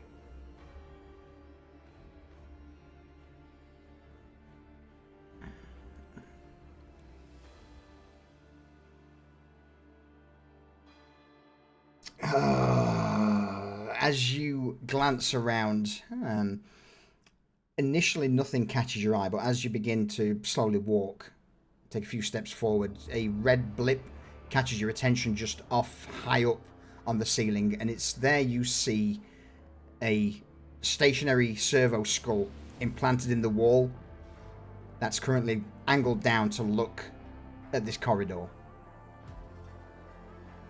Yes. Harris would turn back and say, not yet.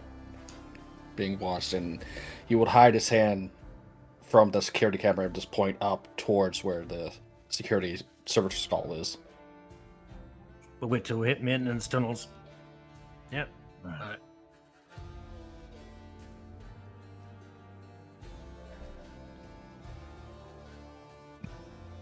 Arthos is going to hold up his data pad and he's going to look at the team. He's going to look at Terradus and be like, "Sir, the first inspection area is in Sector E, Quadrant 426 Alpha." And then he's going to like flip a few pages and kind of like motion off to the direction they need to go. Understood. Let us proceed.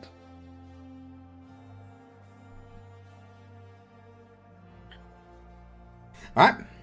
So you begin to set off down the corridor. Eventually, it opens out into a large annex that seems to shoot off in a multitude of directions into various other cargo pads and storage rooms. You take a left, a right, and after roughly half an hour, you find one of the entrances to the maintenance tunnels. Glancing up and down the corridors here, no signs of any servo skulls or security. At this point, you would have passed a few people, the vast majority just being either servitors carrying cargo with their escorts or general Imperial Navy personnel working in the storerooms. You don't see many guards nor any of the strategic compliance wardens, and you safely and easily slip into the maintenance tunnels.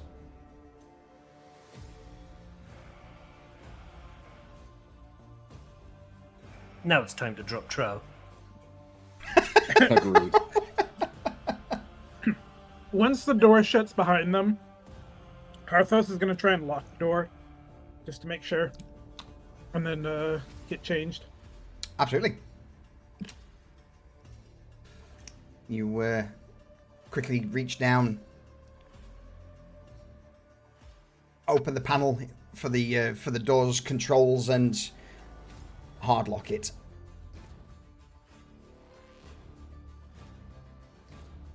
No one's going to be getting through behind you. Granted, this does take a minute or two for you to complete, and will no doubt also take a minute or two to fix.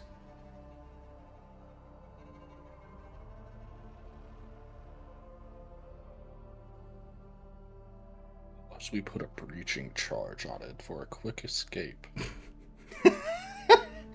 I mean, I got 2 breaching charges. You want a quick exit? I can set up a quick exit for you.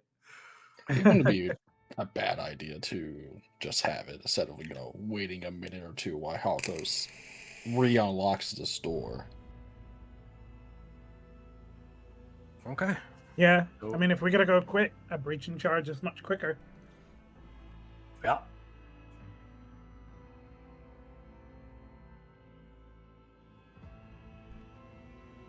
All right. So, heavy clank on the door. Breaching charge. Breaching charge placed. Wired to a detonator that you slip to your waist. And you begin to make the arduous journey through the maintenance shafts towards your destination. Anybody not got a respirator? I got No filtration respirator. plugs. Filtration plugs. Filtration plugs. Yeah, that's good. If you've all, Rebreather. yeah. All right. I'm not I gonna have ask. a respirator. Yeah. Yeah, rebreather. Of course you do. Of course you do. Those Not with burst the, your bubble or anything. those with filtration plugs, you are pretty much breathing purely through your nose this entire trip. The times when you do take a breath in, it's acidic, stingy to the throat. It's almost burns to breathe. So yeah, it's an unpleasant walk through the maintenance tunnels. But you learn quickly. Breathe through your nose, not your mouth. Well, Midas is from the Underhive, where that's how you breathe, Absolutely. because for that exact reason. Yeah, this is not unexpected. Just the sheer amount of fumes and pollution being pumped through the maintenance chambers is, yeah, absolutely. It makes sense, Midas. After another hour, in fact, would it be an hour? No, it'd probably be more like another half an hour. You reach a couple of junctions that bring you closer to the operation zone. Again, there's nothing really to describe, nothing of note in these maintenance tunnels apart from metal upon metal, pipes upon pipes, and potentially millions of miles worth of cables. But very little movement apart from the odd rodent or weird worm-like Xenos creature that skitters around just out of sight. Has like a chitinous head jaws at the front, a long body, roughly 3 feet long. But, who cares about those, right? I feel like we should. Yeah. Midas would 100% like skewer one of those with a knife if they were anywhere nearby. Because like Xenos of any kind are not good to see. Like, because we would expect like some kind, like the vermin that would be in these zones, we would expect if we see something that's clearly Xenos, that's an indication that something's wrong. Roll me a challenging dexterity check, please, Midas, to try and spear one of these worm-like critters. Can I use? Hereticus also assists by sort of corralling it to, stop it. Sure. I'm gonna. So what are you thinking of using, Midas? Reflexes. Reflexes? I think that's the equivalent of Absolutely. what you mean by dexterity.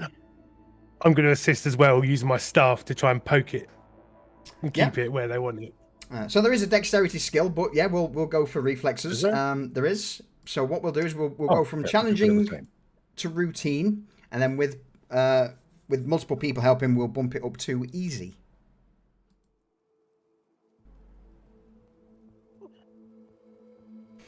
All right. You all begin to quickly look around, see this small worm-like creature writhing around. Immediately, Midas, you dive into action. What does this scene look like as you wrestle? Do you know what I'm describing? Or do you have an inkling of what I'm describing? I don't know exactly what it is. It just doesn't sound right, and I don't think we want to like have it run off and like so somebody. Who's essentially who's the Ordo Xenos person? Remiel. Would you like to roll me an easy lore check, please, Remiel? Xenos, if you have it. I've got Forbidden Drukari. Okay, so yeah, so we'll not. So it'll just be just lore. Yeah, an easy lore check.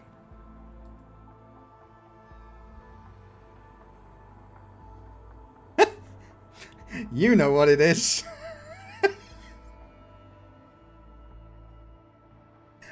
Do you want me to DM you to confirm it? Yeah, yes, please.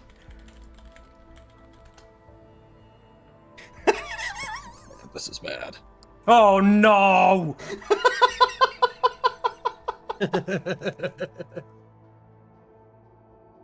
Oh, this is so much worse.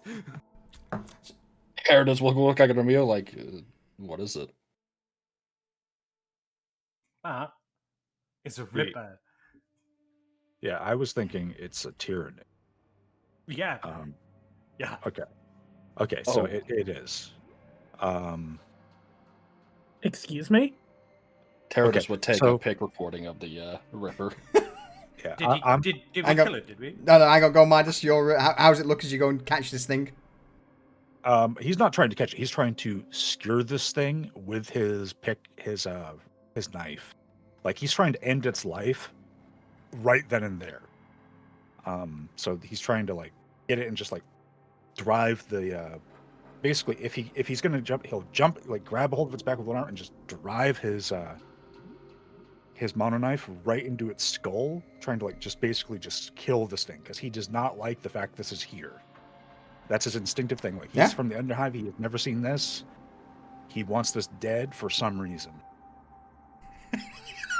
Absolutely. That's why with the Teradus and Mustrum cutting off its escape, it tries to twist, twirl, careen. You would see 6 small appendages from its belly area just start almost trying to claw at you. This jaw opens wide, saliva spits out as it hisses, and it's at that moment, Midas, you just skewer the thing. And he's gonna pick it up on the end of his knife and just hold it out towards like these guys and just look at that.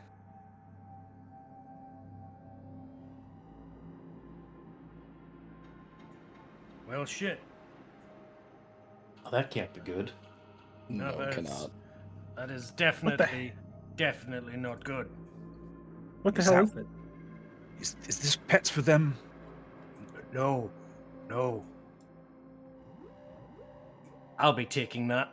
And he grabs it and puts it in his backpack. Anything we should be aware of or be prepared for? If you see more, we have bigger problems. Sounds like if we see any, we have bigger problems. Exactly. Fuck. And he's gonna just... For the rest of this journey, Midas is gonna be looking for more of these things. Absolutely. Take it those things are not native. To this galaxy? No. I meant this well, but yes, okay, I get what you're saying. Hereticus is going to flip the switch on his triple X to incinerate. It's just a small worm in a void port. What are you guys overreacting about? Listen, rippers don't show up first. Fuck knuckle.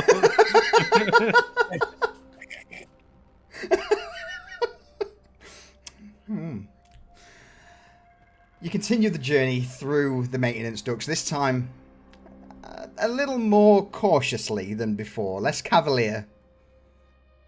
Every corner, every little movement, every rat that jumps out, guns are pointed in its direction, blades are drawn. But for the moment, you don't see any other signs. Apart from the odd half-devoured rat cadaver. But as for the signs of this Xenos, no, you feel... I wouldn't say comfortable or safe, but you feel confident that no more is going to jump out of you at the minute. Eventually, though, as you reach the last little stretch of corridors, ahead lies your mission, your operational objective.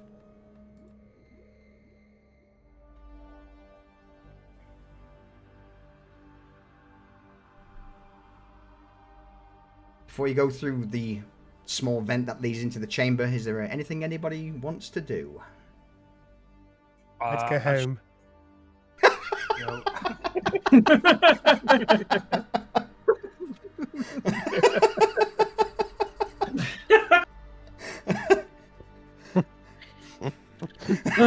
Arthos is gonna like give Mustrom a fucking look, and he's just gonna pop on his flak helmet, make sure it's steadied on.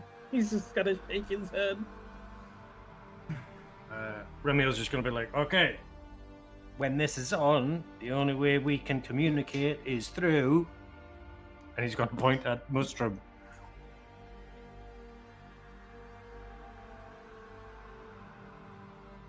Unless any of you know battle sign, any of you in the military? Military, no, but street fight? Yeah. Bit. Signs and gestures. Kronk will raise his hand. He's militarum.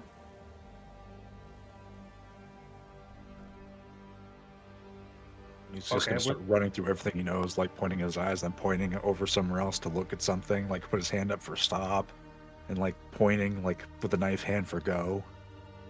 You know, like, that's it.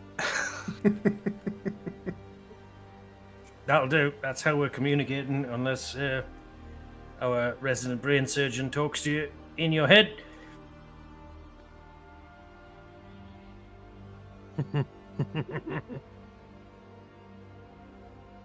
So we'll check the crates. We can as quietly as we can before we go loud. Yeah. Agreed. Agreed. All right. Great. But Nimber protects. With that, you... Sign of the Aquila. Just to confirm, you're coming in behind the containers, is that correct? Not the Yes. Yeah. All right.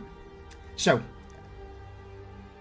Remiel, or whoever, you step up to the maintenance hatch, quickly flick the switch, and with a low hiss, the hatch opens, revealing the small confines behind a stack of containers. Let's bring us in, shall we?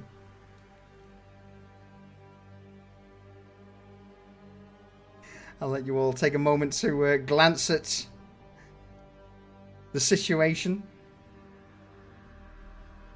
Oh yeah, behind the containers is nice. I like it back here. But they didn't see Are us those vent. turrets? Oh my god.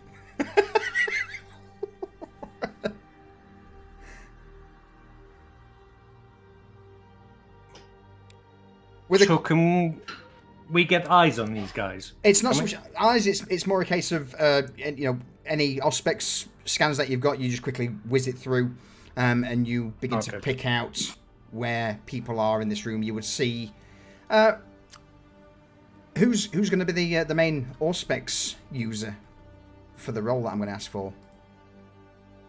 Who's got the highest tech? I mean, Harthos has. For tech, he has 45. 45, and he has a built-in aura. Absolutely. In that case, then roll me a routine tech check, please, Harthos.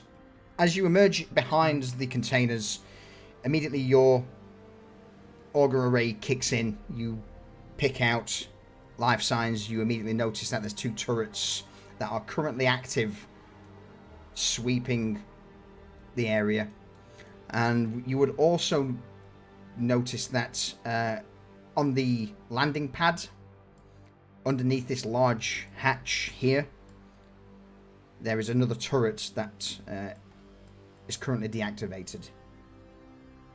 Are these connected? Would I know this? Are these connected to like any like sort of grid? Absolutely, yeah. There would be a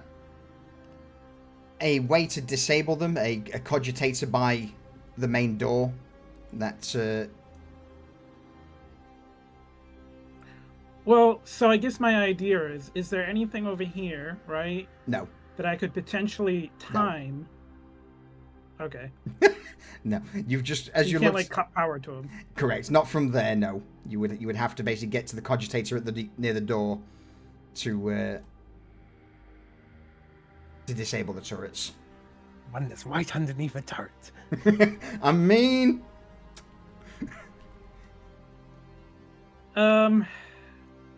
Harthos is gonna like try to hand signal as best he can because he doesn't know military signals.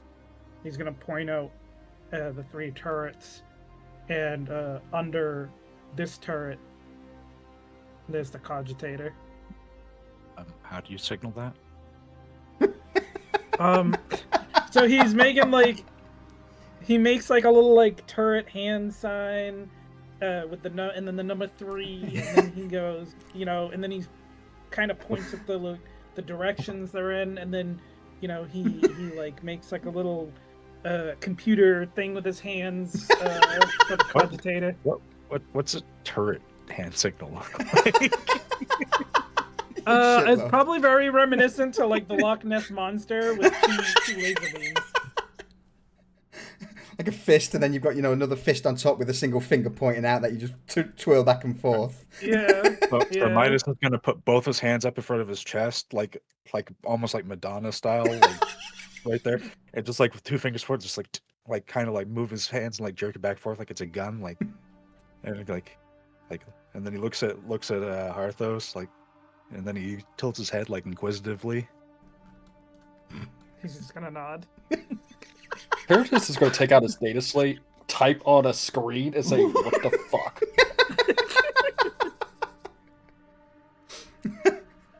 He's gonna type back 3 turrets, cogitator under 1. Hereticus is going to read it, show the group. And he's gonna Thumbs up. look like it's like he had an epiphany, just like okay. like playing fucking. What is that game where you're trying to guess Charades. like the shadow Charades. thing? Yeah, charades. I'm going to type back on mine. I thought he was having a seizure.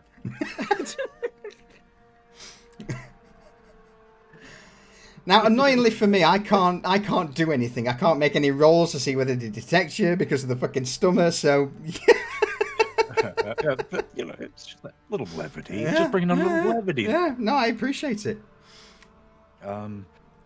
So we're probably looking at having to clear these guys out so we can investigate. That's what. Do we want to check these ones first before we go all out? You want to cut into the back of them? Midas has got his last cutter out, and he's just going to start tapping people to get their attention because he can't very well call out to them, and just hold up the last cutter and point to the container and kind of give a shrug. You get a thumbs up, a tap on the wrist for time, and then however many minutes we have on the stomach. I would say you activated it as just before you opened the door. So that conversation with the date slates took probably a minute. So yeah, you've got roughly 19 minutes to cut through each container. You can probably cut through probably 2 containers in that time, maybe 3. Okay. The one right by the wall is where he's going to start. All right. So he's going to tap he's going to hold it up so everyone can see it if they're looking. He's going to tap it, and then he's going to do a expanding hand signal, for explosion or whatever. And he's going to tap his eyes and face away and at this thing just to try to warn people not to look at the damn thing while he's doing it. My photo visors on. Yeah, and he pulls his photo visors down and starts just puts his foot up on the thing, and just starts trying to use the last cutter.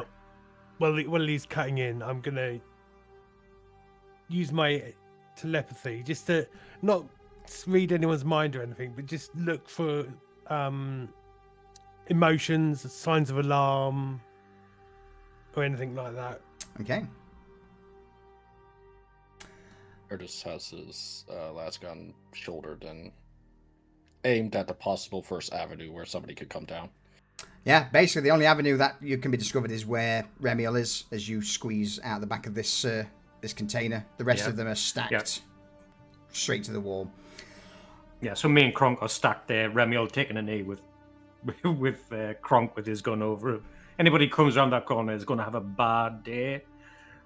Mm-hmm. I'm going to wedge myself in this corner here so I'm completely safe. So just as to double check, Remiel, a stummer has a 20-meter range. Is that correct? I think it just affects the zone you're in. Oh, the zone. Is it the zone? Okay, yeah. Okay. Yeah. Awesome. Yeah. The zone, not yeah. Yeah. If we use zones, so it's zonal. So anything in this zone is cancelled out. Awesome. All right. Yeah. So in that case, I'm going to ask Mustrum, roll me an easy Psyniscience check, please. And Remiel, Kronk, Teradus, roll me just a normal awareness check. Harthos. Routine. Yeah, routine. Yeah, routine, sorry. Harthos, you've got the Augur Ray, so we'll go for a routine awareness check from you. And then last of all, Midas. We'll just go with an easy dexterity check. Yeah, that'll do, donkey. So at this point, Remiel, you can't see a great deal. As you're the one who's crouched down, pressed right up to the container, you've only just got a small sliver of sight. Kronk, being behind you with the rifle over, he can see just a little more. So should anyone come, Kronk, you'll be able to see them, as will Teradus. You can't see shit because you're at the back of everyone. Harthos, with you crouched down, Augur Array scanning, you can see the movement of basically everyone beyond the containers. It looks to be that this group in the middle are just making their way down the center. 2 guards at the far end are one of them near the cogitators in conversation with a group of wardens, and the rest of the wardens are just in the process of moving cargo from one container to another.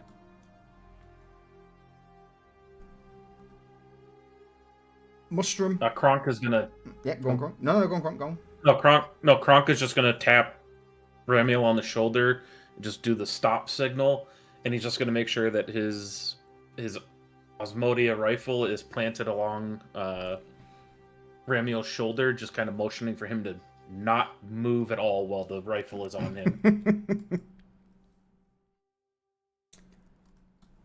Mustrum, for you, it's a conflicting array of emotions and thoughts. Most of them single-minded. Go here, move this there. But surging through the mindless drones of the wardens, you begin to pick out some of the guardsmen. And the emotions that they're feeling is that of relative unease. What did you roll? +7. Quite high. Quite high. A single thought from the indentured guardsmen would surface that you could pluck out of their mind, and it would be that an overseer is on site, a higher up. And if an overseer or a higher up is on site, well, it's probably not going to be human in origin. Mm-hmm. So yeah, you are aware that there is at least one Drakari around.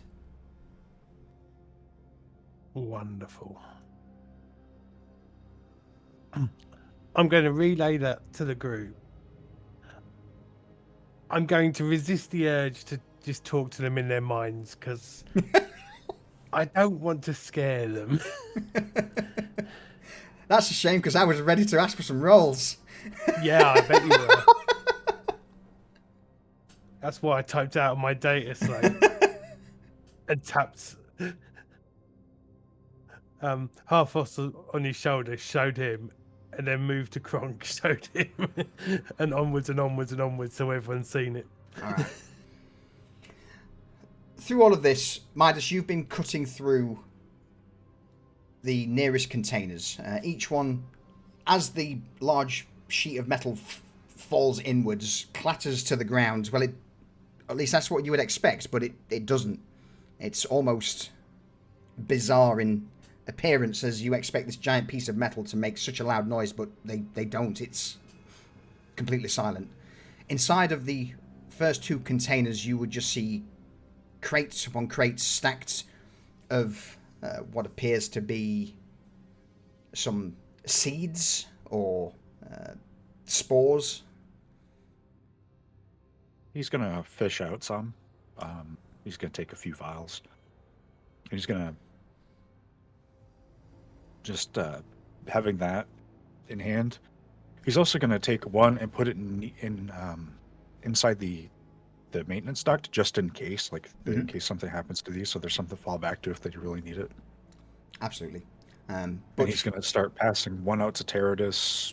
He's going to take one for himself for other reasons, and he's going to bring one for Remiel. Sure. You don't find any paperwork at the back of the container. You obviously, your line of work, if anyone's going to put any paperwork in containers, and what you've seen before in the other warehouses, it's usually in a compartment on the door at the front of the containers. All right, to access the crates, he's going to use the magnet on his grapple to pull the thing outwards and set it down. Is it possible to climb up onto the crates from the inside and get in there to go get that paperwork? If you move enough, I would say, yeah, roll me an athletics check, because this is going to be, you've got to be speedy to move what's going to amount to 8 meters worth of boxes to get to the front.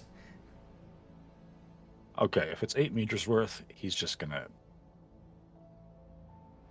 he's gonna put it on his data pad. Paperwork's probably at the front, but I got this, and he's gonna just go around. He's not moving that shit. He's not doing that. Okay. You could, but it would take. That's time. Yeah. And quite frankly, he's not gonna do that. Even if that were like worth the time, he's not doing that.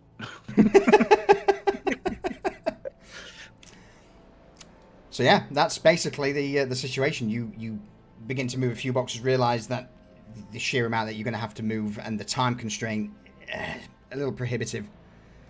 What's the plan, folks? Well, after handing off those to Remiel and all, just so they acknowledge that he's given them to them, like, he's just kind of like, he doesn't have a plan beyond that, so he's just going to watch everybody. Can Teradus sneakily, like, move past Kronk and see where a majority of all the forces... They're all centered around this one container, correct? Yeah. They all seem to be in at the far end. Okay. Something important's in there. That's where they're working. Teradus is going to unclip both his smoke grenades that he has, and he's going to hand one to Remiel, and he's going to hold the other. Okay.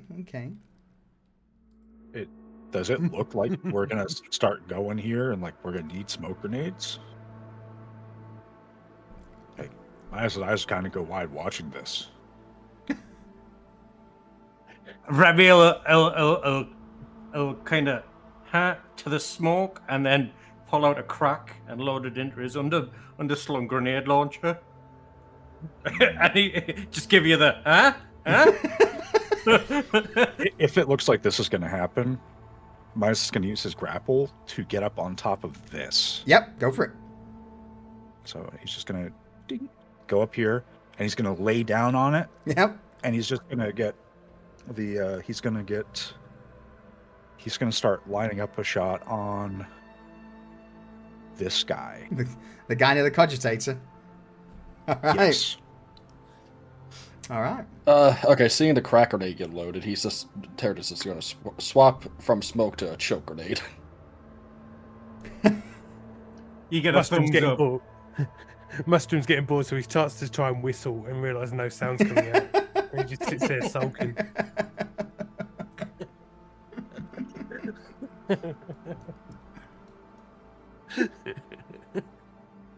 So at this point, I can't rush. I can't add anything because you've got full element of surprise. If you attack, you have a full round of surprise, advantage on the rolls, full SL. If you go into this, you're taking him full by surprise. But because of the stummer and the situation, I can't pressure you into doing anything. So this is entirely on you guys whether you wish to take it or not. Remy will just type out a quick message. Okay, everybody on one target. Key personnel and turrets. I want mass casualties in the first go. Roger. I quickly type out on my datapad. Let me try taking the guard in front of the cogitator. I might be able to shut down the turrets.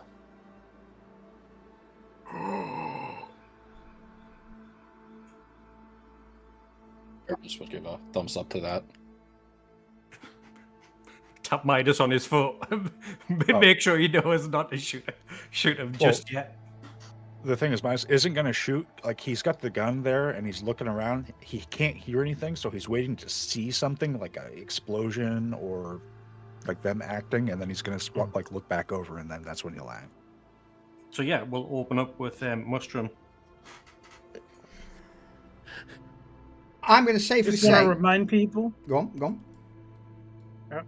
Harthus is just going to remind people that there is another turret here. That's what the crack grenade's for. Okay. I will say that due to the stomach and you guys moving quickly, you can move anywhere in this zone, or an adjacent zone before you open fire. You can, like for example, Remiel, you could just sprint out straight away and start Take hosing. cover behind these stairs. Absolutely, yeah. So if people want to reposition, you can, and I will. Kronk, you taking cover at the corner of that container? Yeah, I'm gonna kind of like use the corner of that to peek out and use it as like half cover. Okay. Yeah, Harthus is going to use this as like as much cover as he can for anything that's up Coming here. that way. Okay. Yeah. So just to remind me, so Yeah, I'm right in thinking, medium range is the next zone. Correct. Cool. Correct. So I need to be. You're good. You're good where you were You're in in that this. zone. You're in. Yeah. Yeah. It's just I need line of sight. Oh, okay. So yeah, I'm going to put you in cover as well since you're pressed up against the side behind Harthos, or using Harthos as cover. I mean, I'm not above using a human shield. I'm just putting that out. A little bit of column A, a little bit of Column B. Yeah. All right. So the way this looks then, as you've cut through, you've got some of the spores and the seeds as evidence. Took them into various people's packs. Remiel, Teradus, you quickly glance, see that no one's looking in your direction, scarper off to the other side behind this slightly raised stairwell. Point your Gladsguns over the bars and see the whole thing. Kronk, you then move up to the side of the container, and after that, Mustrum, Harthos pass by you, pressing themselves also to the container as they look towards the Cogitator and the main entrance. Last but not least, Midas, you grapple up on top of one of the containers, drop down, full view. Before I hit initiative, shall we have one last refill? Sure. Sounds good. This might take a while. So on that then, we will have a pee break. Cheers, Durs, and a refill. All right, it's beat me to it. Thank you very much. And King Flightfoot, I'm glad you're enjoying what we're up to. It's our little vice to put on silly voices and for me to attempt to kill people. Smith, don't worry about the little Tyranid Ripper. What's the worst that could happen, eh? Don't like that. There's no attempt, only do. Exactly, Prepper, exactly. Alright, I'm going to quickly grab a refill on the water, so I will be 2 moments.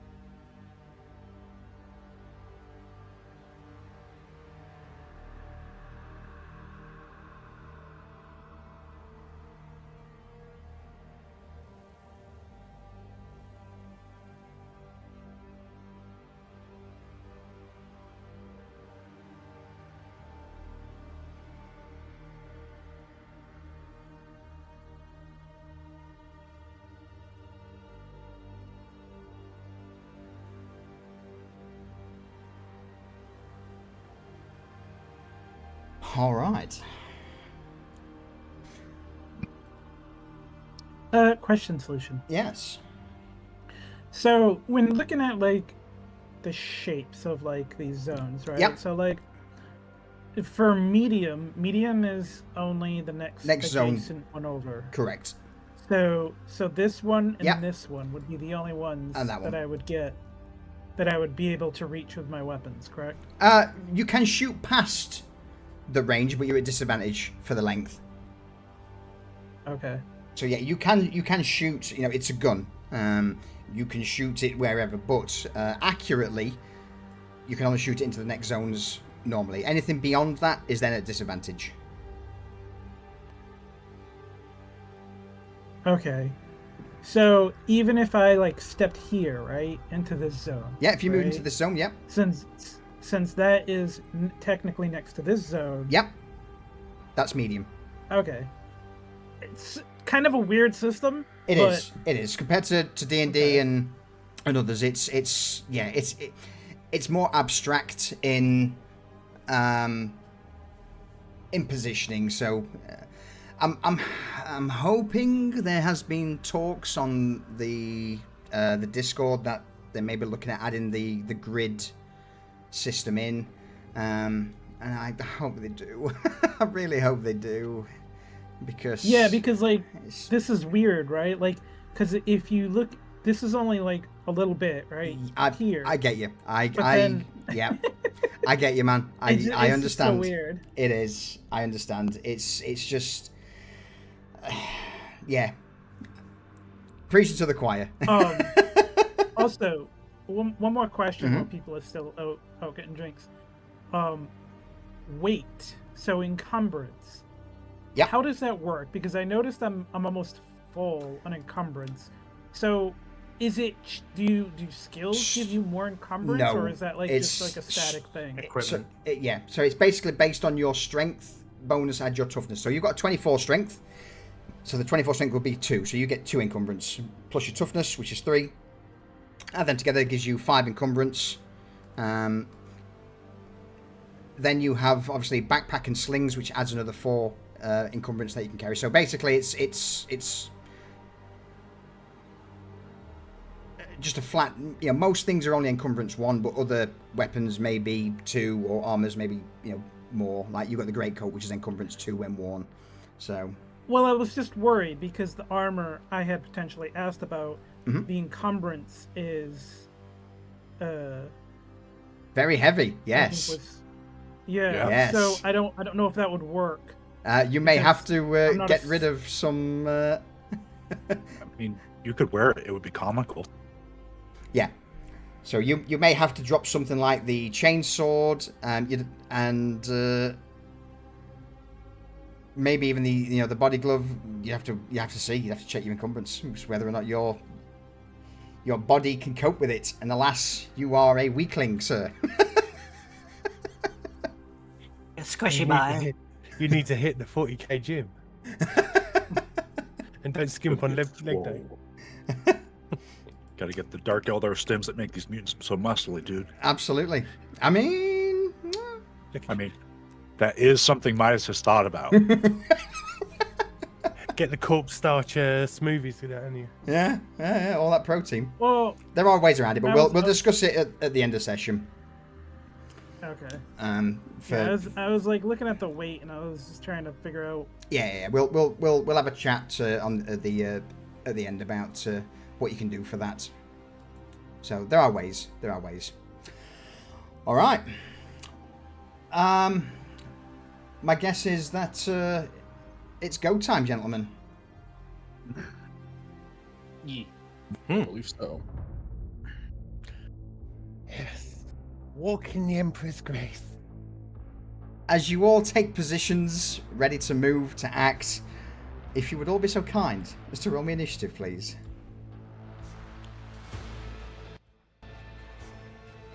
I can't click on my character and do that. Let me add you back in.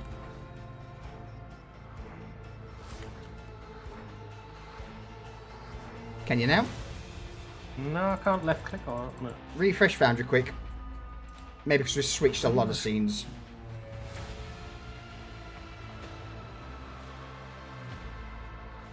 Yeah, usually you can just double click it and bring up the character sheet and stuff.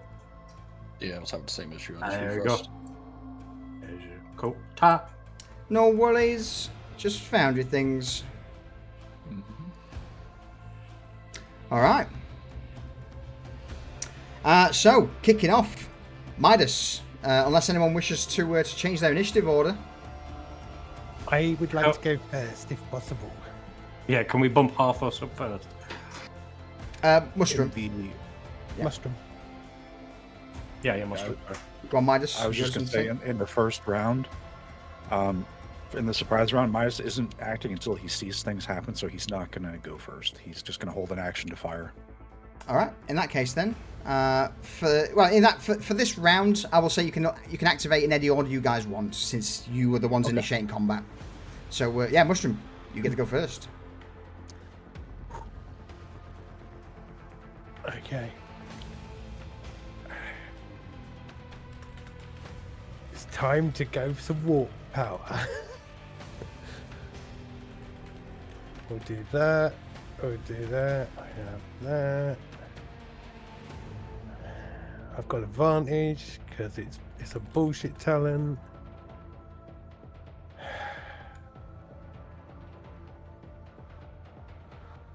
Does it affect the difficulty? No. I'm surprised because I start hard. Sadly not. No. No. Okay. Now the difficulty is sadly a solid thing with warp powers because they are broken. I will fucking take it.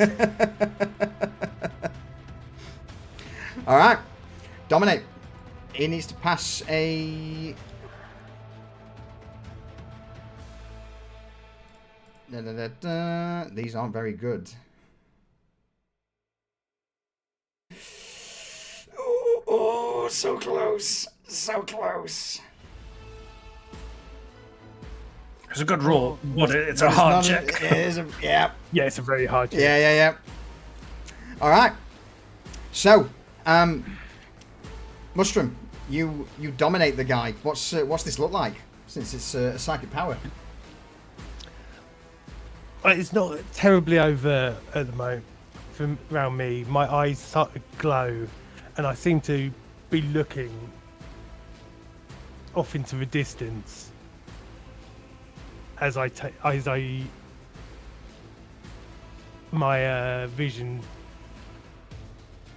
goes cloudy for a second, and then I see through the guy's eyes. And I start feeling around in his brain until I'm completely in control of him.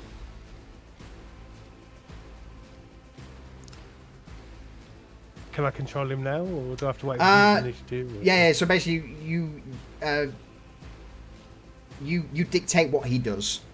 So what is it you want him to do? I want him to turn 180 degrees and shut the turrets down. All right. So, I will say then that as part of the the turn around surprise, you just watch as this guard stiffens up for a moment. His head jerks ever so slightly, and he, like a puppet, just begins to slowly turn round. He looks to the cogitator, reaches out a shaky hand, grabs the lever, slams it back, and you would all watch the turrets fold up, disabled.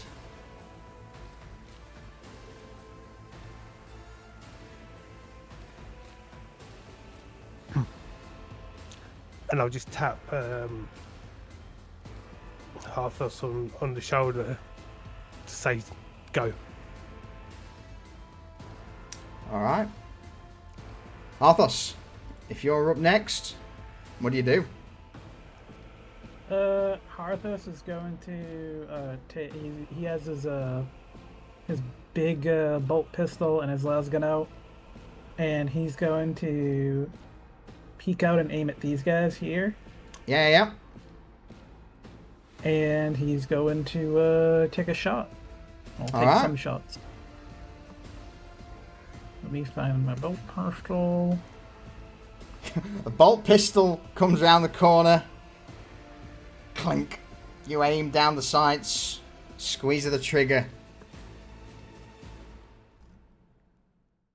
And we have superiority, right? You do indeed have 3 superiority in this fight. First one go. You also have advantage because it's the first. It's a round of surprise. I don't know if I clicked advantage. Would you like? In fact, even with advantage, 100 becomes 100. Would you like to spend a point of fate? Oh, I did not mean to click that. It's all good.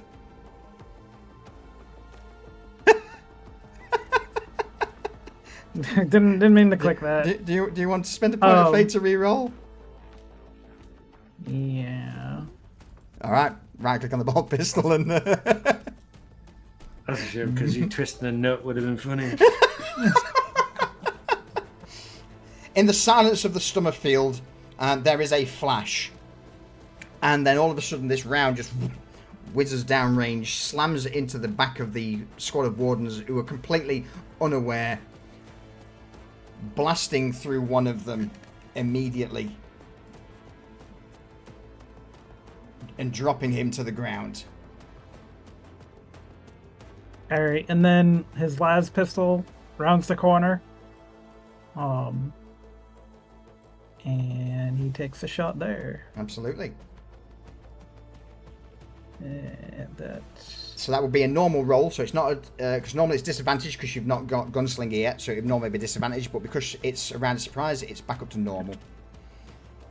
Okay. But yeah, from the rest of the room, there would just be this boom as the bolt shell slams into the back, blows a hole through this guy, and followed up by, you didn't target him. Shit. It's all good. I can do the math quick. 5, 6, 7, 8 damage. Is enough. What happens to this squad of wardens, Harthos? So the first one got shot like square in the back, and it just like went right past him. And these are like pretty sizable bolts, and it just barely misses the cogitator here, and just like leaves a gaping fucking hole in the wall here. And then like before they could even like realize what's going on, the las gun just kind of fires like another shot that just like kind of catches like the 2 here and just kind of like goes straight through them. Like just sears right through armor, their light armor, and just leaves like a hole between the 2 of them. Beautiful. The group dead. Who's up next? Or have you got any movement you want to make, Harthos? No,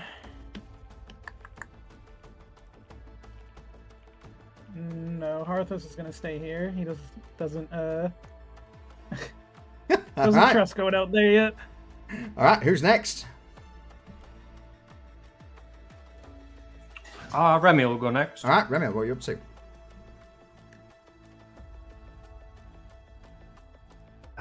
These guys here.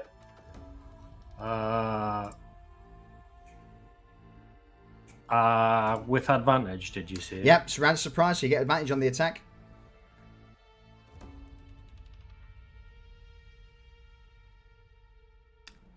Catch. Oh no. That's both of them. Yeah, they don't see it coming. Crack grenade. No, it's just a frag. Oh, frag. Okay, yeah. The frag. Because, like, that's too close to maybe our objective, and I didn't think, maybe I shouldn't crack grenade the thing that has all the evidence. Alright. Smart.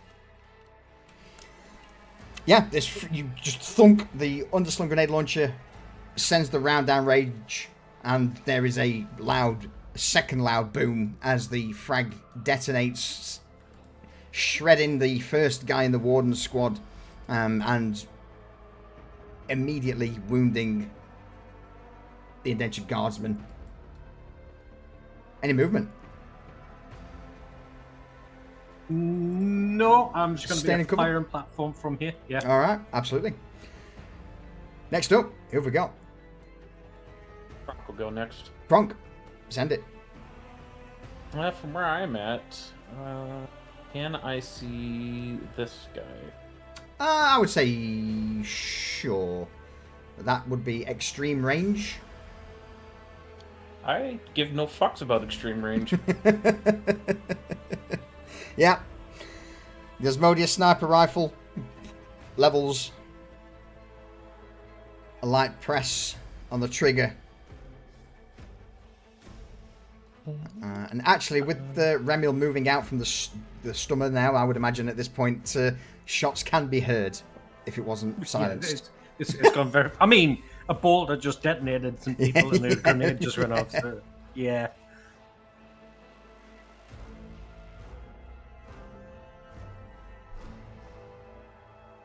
No! Oh no! Oh, he's dead. There goes their head. He's dead. What happened, man?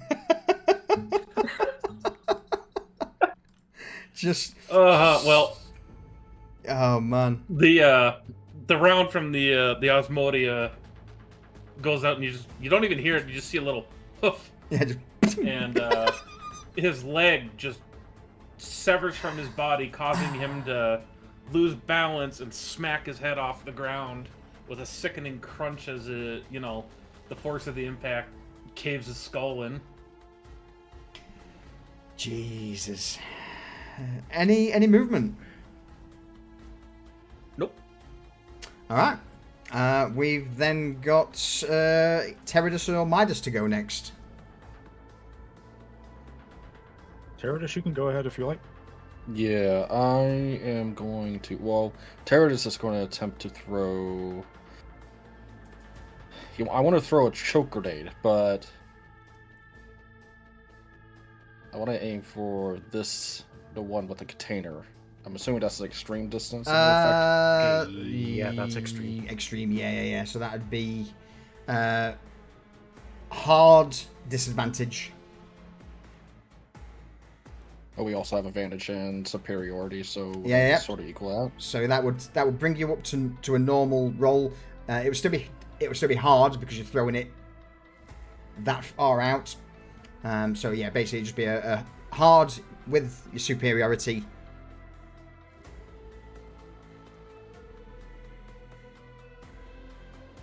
But no disadvantage.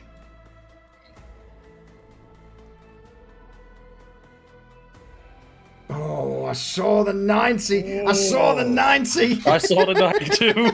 You can do it. All right. Immediately, the choke grenade sputters to life. And these guys need to make a hard fortitude check. So, first team, fortitude. Hard roll. Fortitude. Hard roll. They fail. And they also fail. Holy fuck. Yeah. They just fail. They take deep old breaths. they chug it down. Just Somebody picks up the canister and just starts huffing the can. All right, both. Golly, I think he likes it. Both of those teams are stunned as this gas just bursts out. The wardens start coughing, hacking, spluttering. Any movement, Teradus? Oh, I'm going to stay right here. Beautiful. All right, last but not least, we go to you, Midas. Okay, so Midas saw this guy shut off the turrets, and he's not sure what's going on, but so he doesn't want to shoot this guy just yet. So he's going to just pivot to the ones down here. He's going to target that guy, and he's going to pull out the there it is. There's the sheet kind of disappeared for a bit. So he's going to go like this. And he's going to fire at this guy with his actually actually, he's not going to bust that out. Use the shot pistol on the guy Okay. that's out there. That will be long range. So this is medium. Yeah. This is long. Yes. And I have a talent that makes the weapon pistols function at one range increment longer, so I don't have any problems there. Absolutely. So this guy, that shot pistol With advantage. advantage. I'm going to use my SL on this. All right. Send it.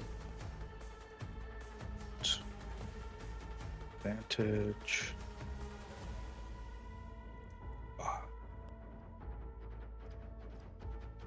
Oh. Blows through him. Oh my god. So that's a shotgun, by the way. Yeah, man. Just so he's just standing there. He's been just blasted by everything, and then like the top half of his body just largely liquefies and splashes back towards the guys who are stunned behind him. And then the squad to the left, he's going to open up with the shredder. So it's Absolutely. I don't get my SL to this, Correct. but it's advantage. He's going to use, of course, rapid fire because Because why not? because you kind of gotta.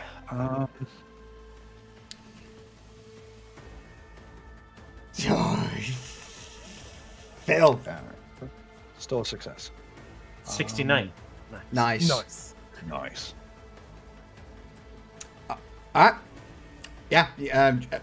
Immediately open up. You mow one of the warden members down. Or at least injure them. But they're not completely out of the fight yet. And that's all he can do, except he's going to take cover for free. He's going to use the lip of this container and the advantage to mean that they have to bypass cover to get him. Alright. Tactical movement, so I can do this free action. it's pretty much a must take. Yeah, with that then, just boom, boom, boom, boom, the roaring of grenades, of bolt guns. You hear shouting coming from beyond the door. There'll be no one coming this turn, but you are certainly aware that just going to make sure. Oh no, they're still in. Okay, and yeah, so reinforcements are on the way, but it will be a turn before they turn up. So let's roll the NPCs, which was a terrible roll. And at the start of the turn, no longer surprised, you would notice that all of the wardens now start, at least those not coughing and spluttering, would immediately spin around, turn their attention to the sound of gunfire. Midas, you're up. What do you do? Midas is going to put his shot pistol away and swap back to his auto pistol for his main weapon, because that's his tool. That's what he uses. And he's going to try to hit these guys again. Can't do full auto twice in a row because that would be broken, and because he doesn't have enough ammo in the weapon. You can if you have enough ammo. But gonna use the SL3 here, and gonna use burst fire. A cacophony of rounds exit the gun. Are they on target? That's the question. Superiority. He's gonna turn on his laser sight as well, because why not? Yeah. Because fuck you, that's why. Did it roll? It did not.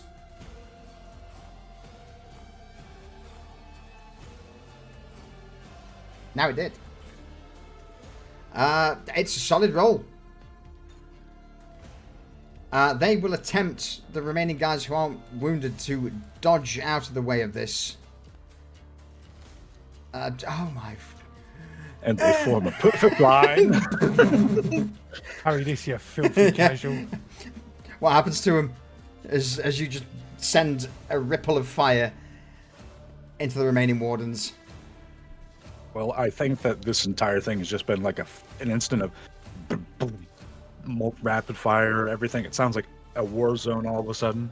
So they just get shredded by a hail of bullets from up high, and they just are there stewing in their juices. That's it. Alright, no movement. So, in that case, we then go to the next team, who are currently coughing, choking, spluttering. They either get a move or an action. They are going to move to get out of this cloud of noxious fumes to there. Just roll me... Who threw the choke grenade? Can you just roll me a D3, please? I need to see how long it lasts for. Yeah. Teradus.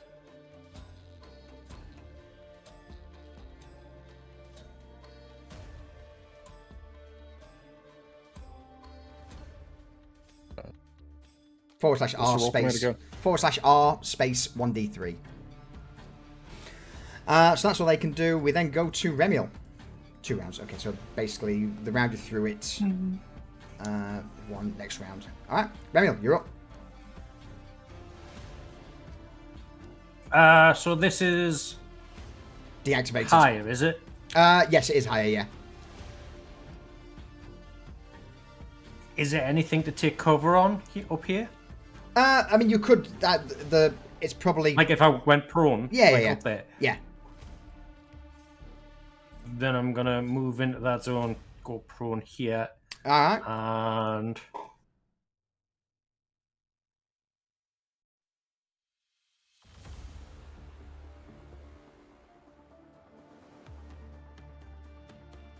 and give him a frag grenade. All right. Frags all round. Pull the pin. Lob it. Catch. They're going to attempt to dodge out of the way of it. Nope. Also, nope. Oh my god.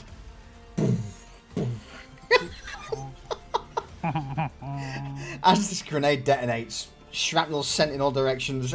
2 of the warden guys are critically wounded, and another one from the other squad is also the same. Jesus. That was a throw and a half, man. Yeet. That gets a golf clap. It does. It does. With you being done, these guys are going to... Let me... Yes, come closer. Come on, come on. I have more explosives for the game. Well, what am I thinking? Yeah, they're just going to start firing blindly, just as an action. So they'll stay in. No, they won't, because then they'll have to make a test. They're gonna come out of it for the moment. Yeah, they're gonna just rush out of the cloud of noxious fumes. Mustrum. Okay, well, Mustrum's gonna do fuck all. But his friend Dave, the indentured fucking guardsman. Just out of interest, what's Dave got in his pockets? In his pocket, he doesn't have a grenade. He's got a las gun, and a knife, and an entrenching tool. That's fine. He's got a las gun. He's That's got a all las I gun. needed to hear. Yeah.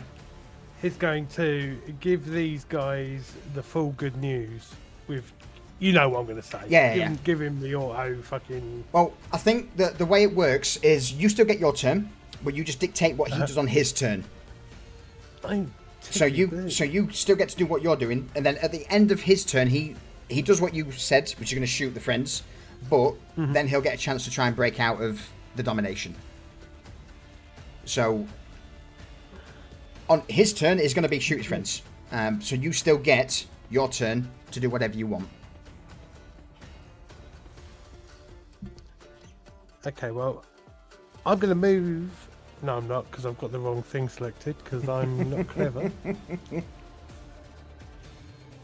I'm going to move behind this cover over here, because this looks a lot more safer than standing behind Harfrost over there.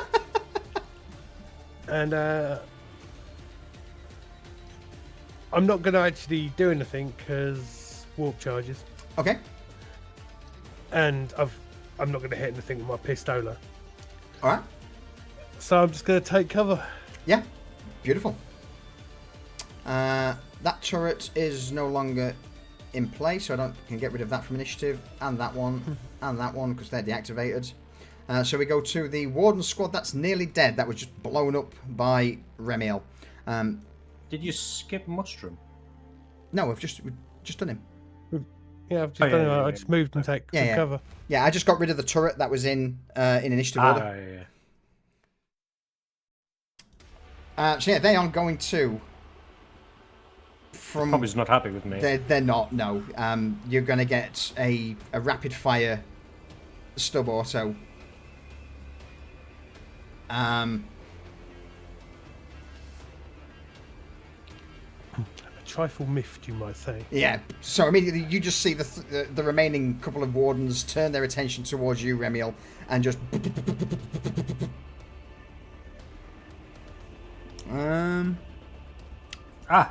It would seem they're upset with me. Their spaghetti is very upsetting. Yeah, you rolled with advantage. And still missed. Still missed. Just need to refresh Observer for a second because it stopped looking at rolls.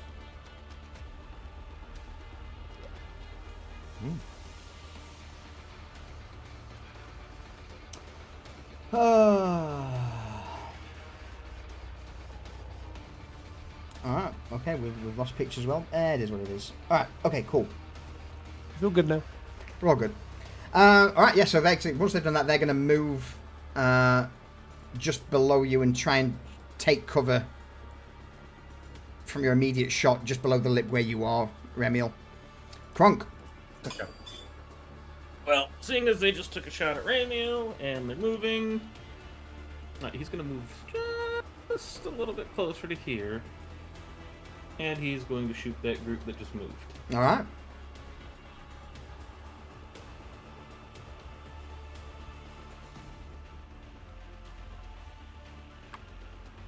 Everyone stand in a line. Yup. They already tried to dodge Remiel, so they can't dodge again. Yeah, you put a round through the last remaining member. As they're all stacked up on the wall, just a single round goes through all their skulls.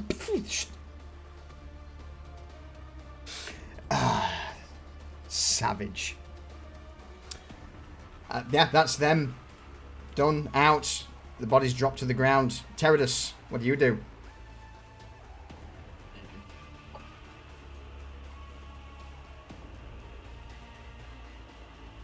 Moving forward, hitting that corner. Triple X brought up and targeting this fresh group that escaped his choker days. Yeah. Yeah, I'm going to hit the fancy burst button. Oh no. What mode are you shooting? It's in incinerate mode. Of course it is. Well, that sounds delightful.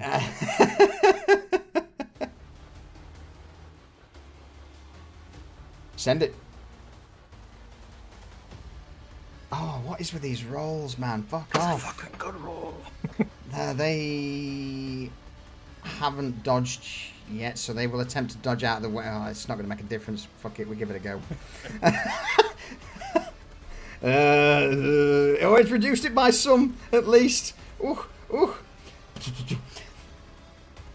As you let out this ripple of fire from the triplex las gun, it impacts into a couple of them. They their armor burns away from the sheer intensity of the lasgun fire, but it's not enough to bring them low.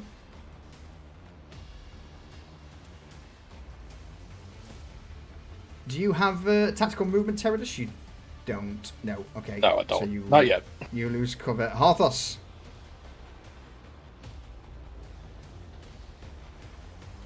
Let's see. I have two options here. I can attack these guys, or I can attempt to get the Cogitator and take over the turrets for us. Yeah. There are reinforcements coming. Yes. So I think, because we don't know what's coming for reinforcements. I'll give you a clue. Arthas. It's spicy. It's not going to be fun. Yeah, it's not going to be fun. Harthos is going to try to get to the Cogitator here. Okay. Because this guy seems to be shooting at his own, so... Yeah. And for the moment, he's not a problem. So he's going to come up here. And he's going to pop his lasgun onto his quick holster there, his mag holster. And then he's going to... God, where'd my sheet go? Disappeared. And then he's going to bust out his combi tool with his free hand and try to get the Cogitator to give him access to the turrets. All right. I'm going to say that's, in this situation, trying to do it quickly is going to be a hard tech check. Okay, let's see. With the combi? You got the combi. I will make it a challenging tech check. Okay, and do I have superiority for this? If you want to spend your superiority in this role, you can indeed do so. Absolutely. And it's not at advantage, correct? Correct. Okay.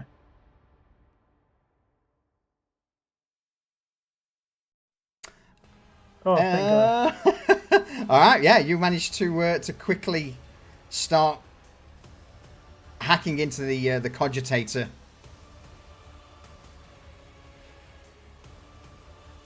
Sorting out the friend or foe identification, override it. I would say they'll come active next turn, and I'll roll them into initiative. They don't immediately spring to life and start gunning down. They have to, again, sort of whiz round, power up. Yeah, this is all taking time too. Like he's got to punch in all this stuff and move his combi tool around. And next to you though, Remiel, you would see the hatch just immediately open and two barrels of a heavy stubber poke out, and then just slams next to you. Yo, that on our side? Harthos is going to yell as loud as he can, working on it. That's not a yes. You get shot next. Yes. Oh, man. All right.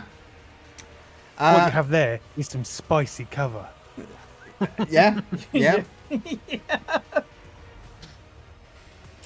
So. I'm in a terrible spot, too. You are in an awful spot, my dude. With that, then we go to the end. So go on, Kronk. I was just going to say, is this when Harthos becomes nutless? Maybe. To your side, Harthos, you would see this indentured guardsman turn his lasgun towards the warden squad. He levels it up and in burst fire just lets out 3 rippling bolts from the lasgun. Oh god, the indentured the one time you roll good. The warden's unexpecting and completely caught off guard by the fact that one of their own shooting them. He just rips into them with a lasgun. Just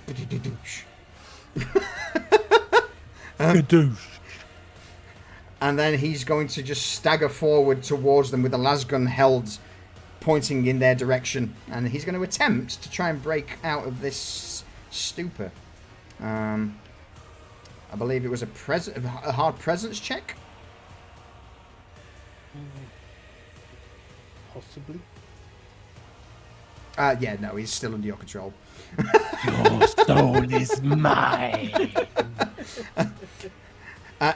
In response, though, the Warden squad would have noticed Harthos moving in, and they are just going to full stub auto rapid fire into Harthos at point blank range. Just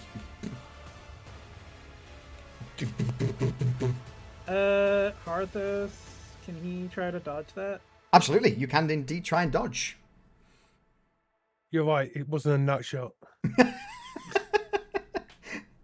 Straight in the left arm. So there's no modifiers to this, right? No, it's just a dodge a button. straight dodge. You've used your SL already, sadly. And you are peppered.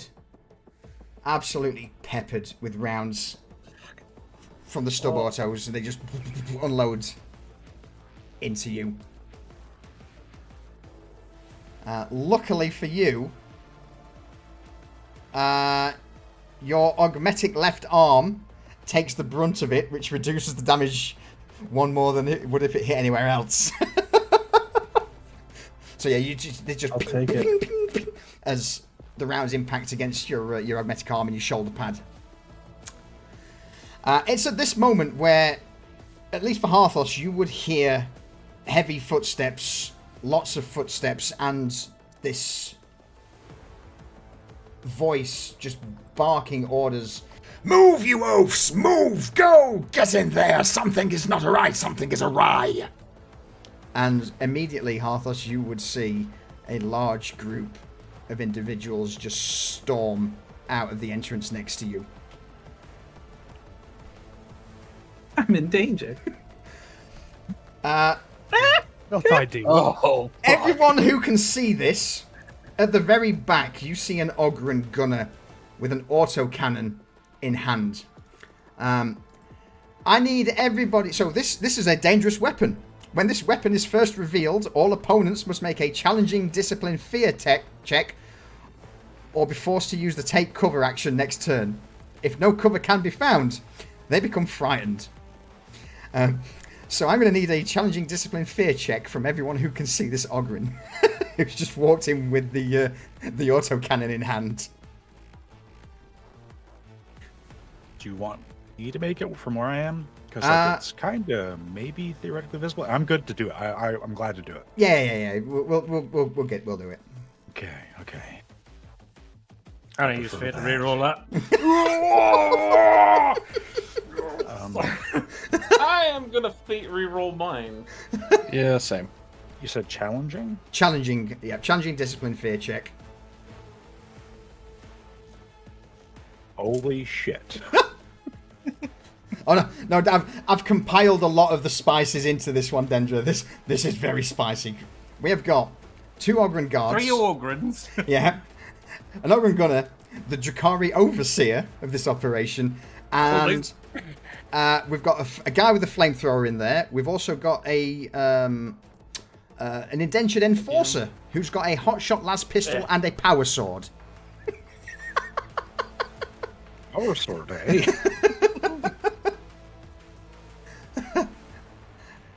That sounds like something I don't want to fucking deal with. People asked for spice, so I here's the spice. Let's throw these into run combat. Away. Let's throw these into combat, shall we? Luckily, though, you do have the gun turrets on your side, so we'll bring the gun turrets into combat. Oh my god, the carousel's got so small. Just to fit everyone in. Oh, shit. If you want to change the carousel, you can go into the settings and change it to hidden or scroll instead of It's fine. NPCs. I can see where my little yellow marker is, and that's all I need to know. Okay, yeah, fuck it. The indentured enforcer is up first. He immediately rushes out ahead of the rest, quickly looks to his right at the Warden squad with guns up, to his left at the guardsman, and just bark, What are you doing? They're over there! Get off the console! and he's going to move to Harthos. And with his power sword at the ready. Shank him in the nutsack. No, man. Ah! You could just let that pass. Hit. You could just let that pass unopposed and take no damage. Yep. Really wish this game had what you call it? Attacks of opportunity. Same. Oh, they do. They do. They do. When you try to move away, you're going to find out. So if you unopposed, you're just going to let him miss you as he swings out Harthos.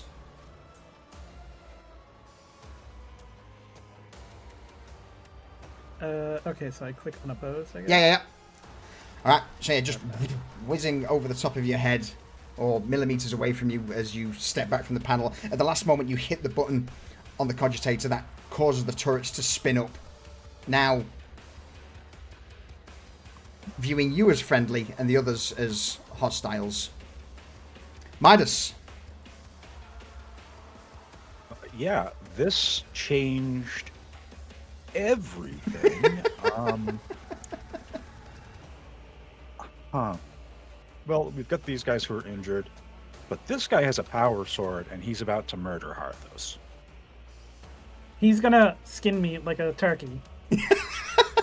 No, he's not going to skin you. That's going to incinerate you on contact. Our weapons are grotesque. So, I'm already in cover. Yeah. As long as you're not moving, you stay in cover. Well, but then you got tactical movement, so it doesn't matter. This guy, he came around the corner and he attacked Harthos. I'm going to attack him. Yeah. And I am going to use superiority. I'm going to use something that nobody probably wants me to use. Save me.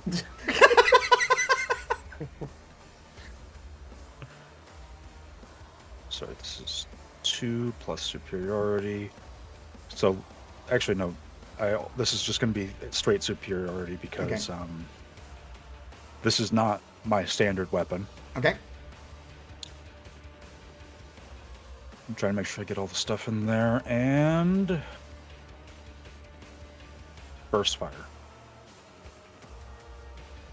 Okay, so I never loaded the thing after I got it. So I'll let you load it. I'll say it's loaded. It's fine. Yeah, because I don't even know how to reload it. Yeah. So. Oh wait. I'm shooting the splinter pistol. You son of a bitch.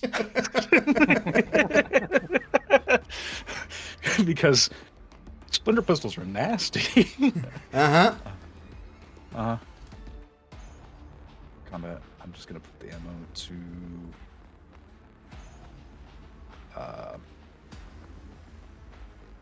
Oh shit! I should have done that before the session. So good. Bad. I'll do it quick for you. There we go. Okay. So And this then goes to. there you go. All right, and it is. I gave you your money back. I clicked the wrong button. Send it. So yeah, splinter pistol. Just want to make sure that it actually goes. He's completely unaware. Oh my god. Oh my god. Oh Jesus. Plus 13. My entire dick. That can't be right. That can't be right. Broken. It might be. I think that it's literally broken. I'll take it. He's just vaporized. Hang on. Let me work this out. 51,300 damage. Yeah, I'll take it. Yeah, so Kill confirmed.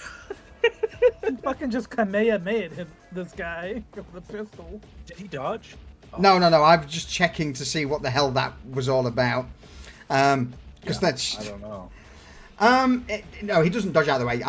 I was just looking at where that modifier came from, because that's not. It should not be. It should not be that. Did it somehow like take another number for the success levels or something? Who knows? I mean, Okay, all right. Just you know what? I'm not worried about it. Damage of a splinter pistol. We'll say it's plus things, so it's 5, 6, 7, 8. Because of the burst. So 8 damage, penetrating 2, poison. yes. Alright. 8 damage. Poison. There we go. 51,000 damage seems legit. Tell me about it. Yeah, I mean, I have no complaints. Who Until knows where they they got it start from. wielding them. It was the doped splinter pistol. It was. Anyway, so yeah, you basically open up a hail of neurotoxic shards, slam into him. He is poisoned, so a disadvantage for basically any movement or any abilities to attack. And if I were to fire with a second weapon, it would be disadvantage because I don't have Correct. Gunslinger. pistol. So, he's still gonna do it Absolutely. because the shot pistol has come back out. He's going to make sure I'm targeting the right guy. Whole order of operations again. Uh-huh. It's at disadvantage. This one doesn't have anything special. He's just firing it for the hell of firing it. Absolutely. So I thought you just had a shitload of neurotoxic needles fly over your head. Oh, He, having been hit by the first one, feeling sluggish, he is going to attempt to dodge this. he gets disadvantage on his dodge It roll. doesn't, yeah, he would have done, but it doesn't matter anyway because it's -4. It's not enough to kill him, but he is wounded. His body's writhing in pain. This shot just slams into him, knocking him. Did you Go on. literally shoot him in the head twice? No. Yes, No, he did. body shot, headshot. Yeah. Boom, boom. Nicely done. He's nearly dead. Critical. That is Midas exhausted for this round. But I think it was glorious. It was. This warden squad that got shot by the indentured guardsmen are going to shoot him.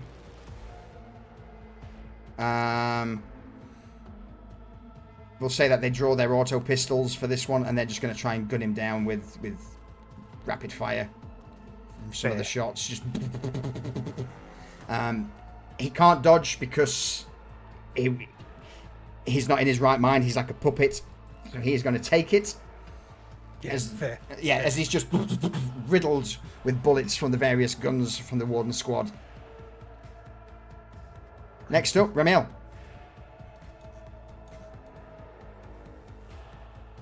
Remiel goes, by the Emperor, absolutely fucking not. So he's got to use his free action and his movement to not go anywhere and slide in a crack grenade into his grenade launcher and be like, fuck that. Everybody in that zone can go fuck themselves. So, Crack, which one are you targeting? Is crack just touch, is it? Crack is immediate, yes. Yeah. Yeah, overseer. Heavy overseer in the face, yeah. Yeah, so I would say with the Overseer, that would probably hit the Overseer, the 2 guardsmen behind him, and the Ogre and Gunner. That cluster there. So those 4 there, yeah? Yeah.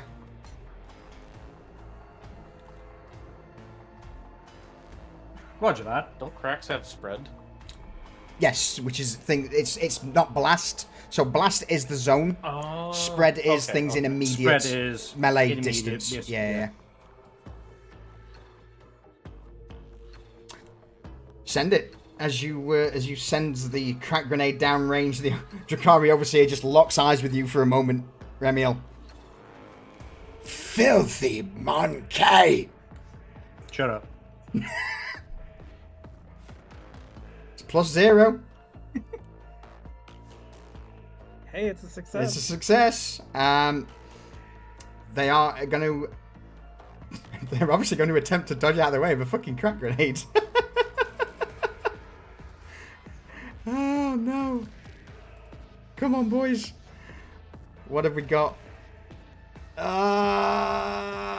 So, 12 damage to the Drakari Overseer, who... Oh, man, he takes it like a champ. Straight to the face. The Ogryn Gunner next to him also is affected by it. But the Guardsman, luckily... No, it's like... No. Use him as a human shield. They were protected by the power of racism. Oh, man. Now, when that kicks in, immediately the 2 Ogryn bodyguards with the shields will use their ability.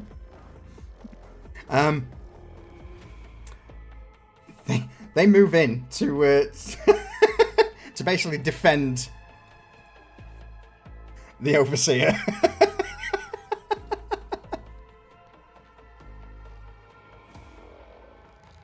Oh no! Any movement? Are you good there, man? No, I'm good there. I'm taking done. cover next to my pet turret. Beautifully done. All right, Guardsman at the back. He is going to move forward. He's going to see Teradus, and he's going to put a burst.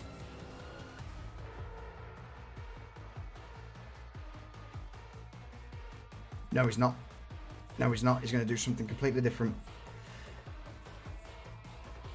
You would see that behind the Ogryn, this indentured guard just turns towards the Drakari, who's now bleeding from this giant gaping almost hole in his chest, and the Drakari just spits, You will do fine. Suffer! and this guy will do pain response. What pain response does, the Guardsman can use their action to suffer 1d5 damage that ignores armor, and he goes prone. All allies in that zone gain advantage on their next attack. So he drops prone after stabbing himself in the chest. What the Doing fuck? 2 wounds. What a knobhead. Is that all of his allies or just the Dark Eldar? Allies. Okay. Allies, yeah. Yeah, for the record, Dark Eldar do get a boost from other people being hurt near them. They're horrible things. They are indeed awful things. I think the choke grenade's worn off as well, BT dubs. Cheers, buddy. Get this squad next to Remiel again. They're going to spend their action just to try and gun Remiel down because he needs to die. Remiel needs to go.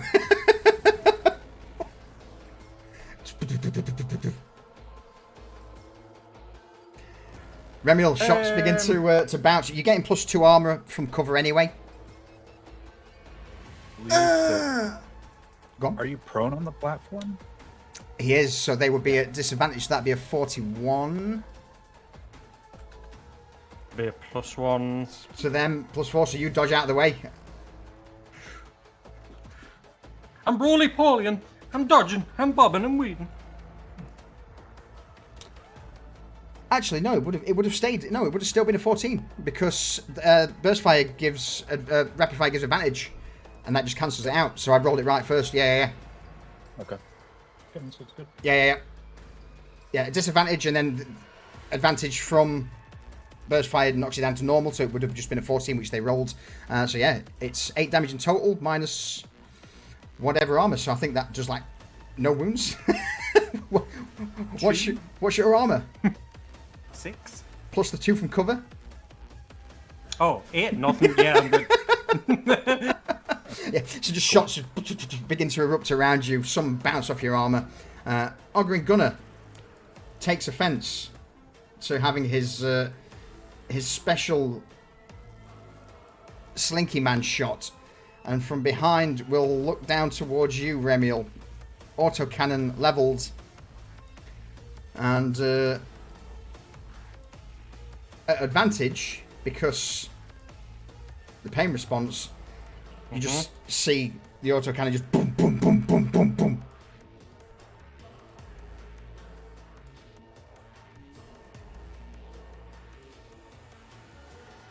You've dodged already this turn. I've dodged already, so it's unopposed, yeah. Yeah. Holy shitballs. Several of the large caliber rounds just start slamming into the ground in front of you, Remiel, and you watch as this rounds just start boom, boom, boom, leading up towards you, and the last round slams into the metal just in front of you. Shrapnel's blown up into your face, into your arm. 13 minus 8. Actually, what's an autocannon? Penetrating, stupid. Yeah. So yeah, you take a horrific wound to that. Yeah. Mustrum, you're up. Okay.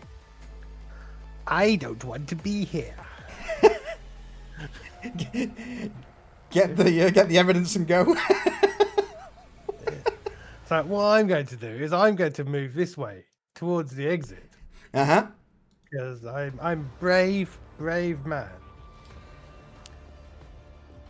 But I've still got control of my friend. You do indeed. That stays until he breaks it, basically. So basically, what do you want me to give him his orders now, or just wait till it's his turn? Give it now, and then I can just do them when I get to it. Okay, I'm gonna tell him to call these lot. Yeah. Traitors, because they shot at him. Okay. And then back behind the Ogrins to there. Okay. Yeah. I love what you're doing. I mean, I'll tell him to shout. Shout's free action. Is there anything else you want him to do after that? Oh, when I'm behind there? Yeah, Okay. yeah. Awesome. I want to target with a Dukari and shoot him with my las gun. All right. Full berries. Absolutely. Absolutely. Fucking done. I love it. So, yeah, that's that. You issue these mental commands to the indentured guardsman. What's your action, Mustrum? I'm going to force bolt that fucker with the autocannon.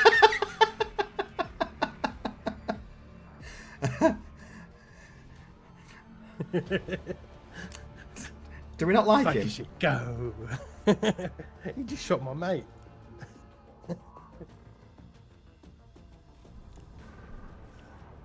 Force bolt. There we go. So that.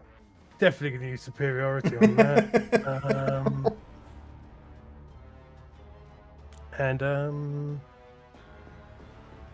Next, that's still there. Yeah. Oh.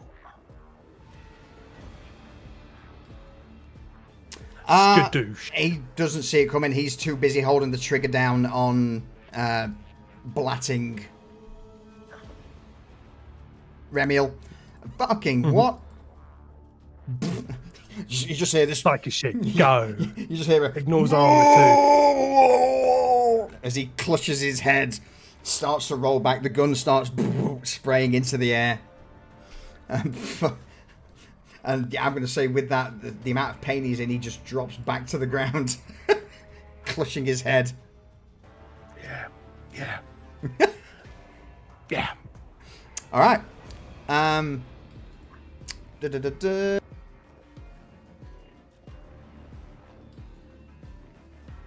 2 seconds, I need to check something.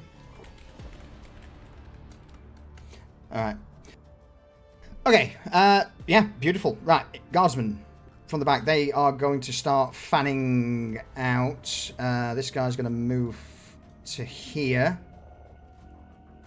With advantage, he's going to look towards Kronk. Target Kronk. Lasgun. Advantage. Burst. A ripple of lasgun fire.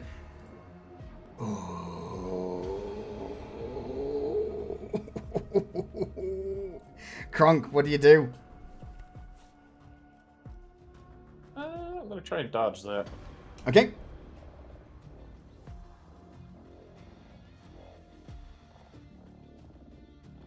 The burst of lasgun fire slams into you. Most of it hitting the cover that you weren't in. Did you move? You didn't. You should still have stayed. No, I've been. Yeah. I've been there. Yeah. There you go. I've returned 2 wounds to you because armor should have been there for cover. So let me put that back on. But there we go. All right. So yeah, he's goes to there, shoots you, and then he's going to start advancing forward. Next guardsman at the back is going to move up. Look towards Teradus. Shot into... I didn't click advantage. Would have been 48. Is 48 a hit? No. Bugger. Yep, then he's going to also start moving forward. This is nice. Me having some stuff to pew pew. So yeah, same again. Teradus, you're getting a... Oh no, this guy's got to move up. So he's going to move.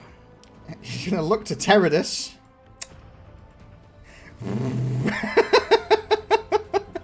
Oh, fuck off.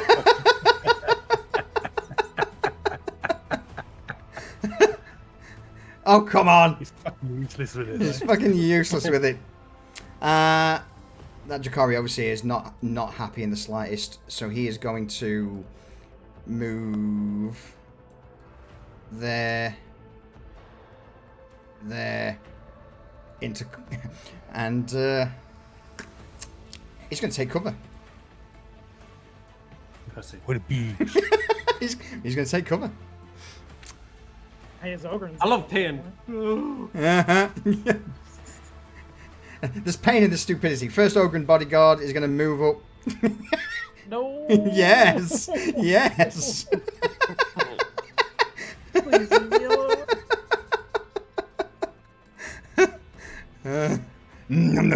I'm coming for you, boy. Oh, for fuck's sake. I can just click unopposed on You that, can, right? yeah. Yeah, man. I hope you know Harthos is shitting himself right now. Like, no He joke. sucked his one bollock up into his body. It's gone. Auto turret's just going to gun down the closest thing, so that'll be the indentured enforcer. Okay, maybe not. Second turret, the one near Remiel, is going to shoot the first closest thing to him. Heavy stubber.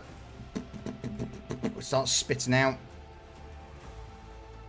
Actually, I'm gonna delete that because that's a heavy stubber. That should be on rapid fire. There we go. Oh my god. I forgot to target the fucking son of a bitch. I like it. 8 penetrating 3, 8, 9, 10 damage. Edge go straight into him for 9. There we go. So yeah, the turrets just start spewing lead in all directions, which brings us to you, Kronk. God. Target-rich environment. Yes. A very target-rich environment. Well, the Ogryn that is basically on Harthos' ass and wants his other nut. I'm gonna put a round into the back of him while he's not paying attention. You guys can always go for the objective and grab the data you need. Yeah, I just don't know where the data is.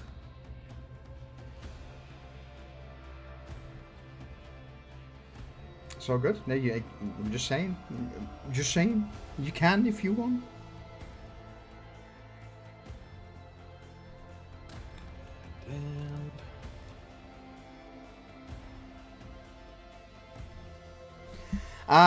This Golden Guard will attempt to dodge, to block, as he brings the shield up.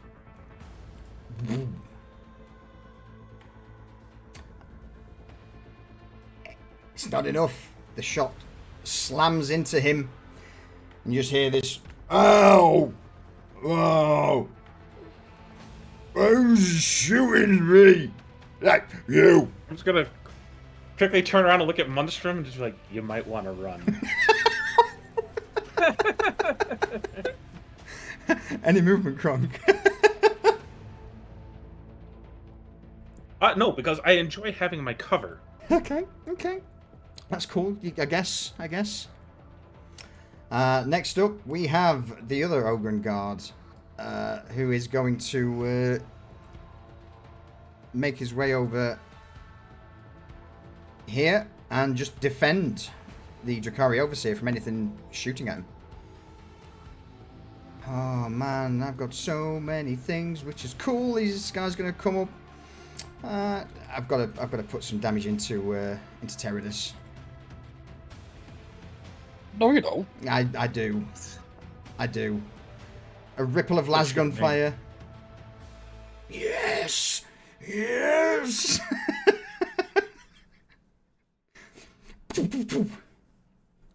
Shots ring out. Teradus, have you dodged this turn?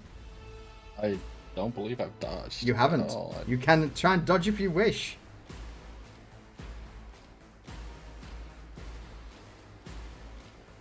Oh, but as you try and dip to the side, several las bolts slam into you. What do you do in response? Your turn. You remember my call for some shadowy friends? That assassin kill squad? Uh-huh. You're gonna radio in for it? Yeah, I'm gonna call in that Alpha Strike come in. Alright. They will enter at the end of the turn. And we'll ruin some people's shit. In the meantime, So I'll let you do that as a free action. That's not a problem. yeah. Teradus seeing everything bearing down. He's going to take a smoke grenade, and he's going to target its entire zone and try to smoke it out to cut line of sight. Okay. Yeah.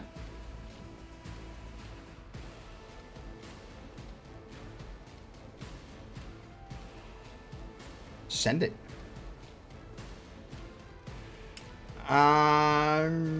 You want to spend a point of fate, or do you want to do fate add SL just so it's an automatic success rather than re-rolling? Sure. You can just make that a success with just the fate add SL. Boom. Awesome. Yeah, you send out the smoke grenade. It was into the zone ahead of you, is that right? Or sorry, just remind me Yeah, what it it was was. again. There. Okay. Obscured. Those guys can't see. Yep, and he's going to scoot the fuck back. All the way back over here. Excellent. Arthos.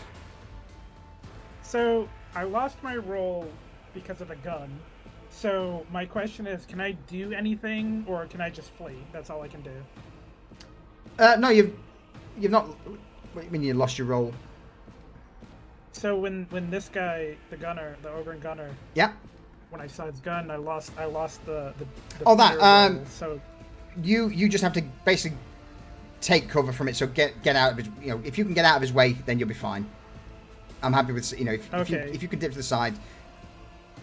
And can I take an action first and then leave, or do I have to prioritize that first? Yeah, basically you become frightened of him because he's got a big gun. Okay. So you can't get near, you can't approach him basically. So I get an action and a move, correct? Yeah, it's all fine. The only thing is anything targeting him with a big gun, you want nothing to do with him. No, this guy right here That's fine. with the sword that can vaporize me. Absolutely fine. You can do. I will happily let you to deal with him. He's gonna get burst with potentially both guns. because I'm terrified and I want to leave. So let me see. Bolt pistol first, and then superiority, correct? We have superiority still? Yeah, if you want to add superiority, absolutely. Fire mode, burst, and this is not an advantage, correct? At burst, no. Burst not advantage. Burst just it adds +1 SL to the roll.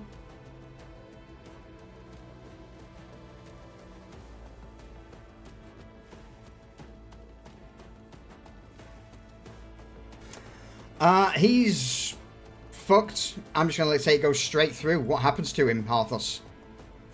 So Harthos looks fucking terrified right now. There's an ogre looming over him, kind of like behind him, you know, going, give me that booty boy. And Harthos has this guy with a fucking power sword right in front of him, and he just literally just like after the swing just like comes over his head, he kind of like puts the fucking bolt pistol kind of at an angle up by under his let's see, where did I hit him? The body. So it wasn't quite his chin, it was like kind of like aimed down at his like upper chest, and he just like holds the thing down, and these huge rounds just literally just go thump, thump, thump, thump, thump, thump, thump, thump, through him, just like completely just demolish this guy's whole like front chest cavity. It's just gone. It's just disappeared. Awesome.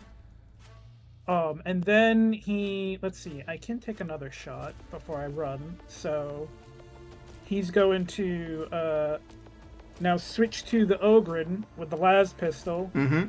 And he's going to do the same.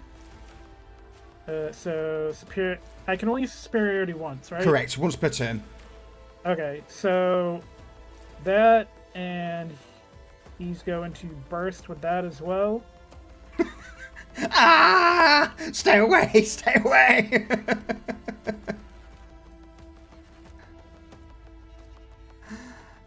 He's already trying to dodge, so yeah, you just open up with the last pistol straight into the side of this Ogren guard.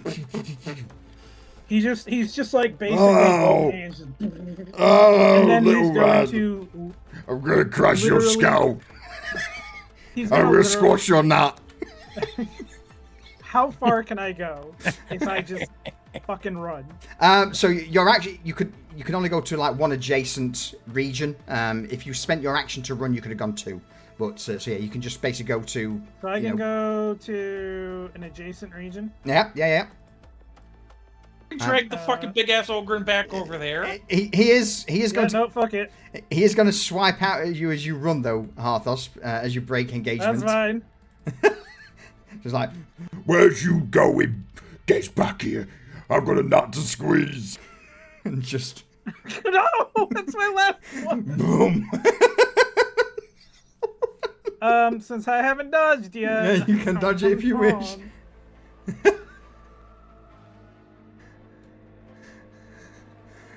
Oh no. Have you got any fate there? Do you want to re-roll that? I have one fate. I don't know if I should use it on this, just in case. You're not dead. You're pretty wounded. You may want to save onto that fate point as you run away. Yeah, I'm gonna hold on to it. I think I did an MVP play getting the turrets on our side for now, so I'm gonna strategically pull back. Yeah, as you set off at a sprint, the Ogren lashes out with his big knife and just cuts across your back, and you just single-minded focus, just go. All right. Guardsman.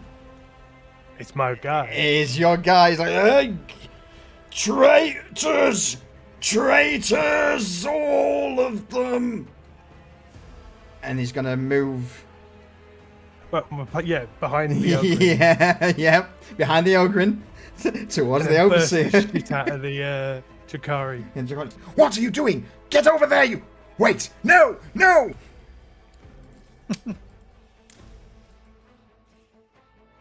And burst.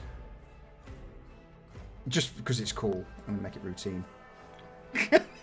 Just Oh, come on. Oh, fuck off. Just the shots whiz round. Can I give it one of my fates? If you want to, if you want to spend a fate point to reroll that, because you're in control, fucking I am on board. Do it. Do it. Do it. Oh. Oh. It was worth a go. It was absolutely. What are you doing, you fool? Your mind is not your own. What's that saying? He's dead. Yeah. Oh, absolutely, absolutely. Autogun turret saw the first person to pass it was the overseer. Yes. No. Mm-hmm. Yes, Yeah, I yes, yeah. 100% Come agree. on, auto turret, do it.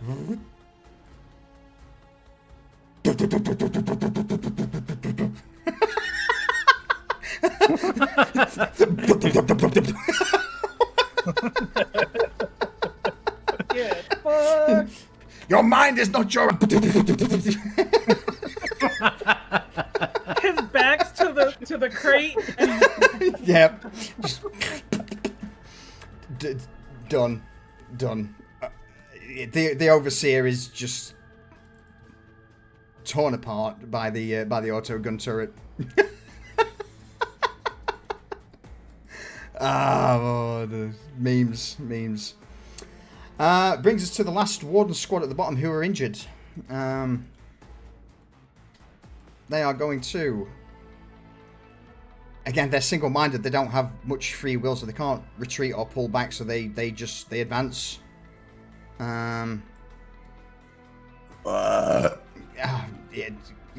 Remiel. Stub auto. Bring it! Disadvantage because you're behind cover. They let out a couple of shots. Oh, close.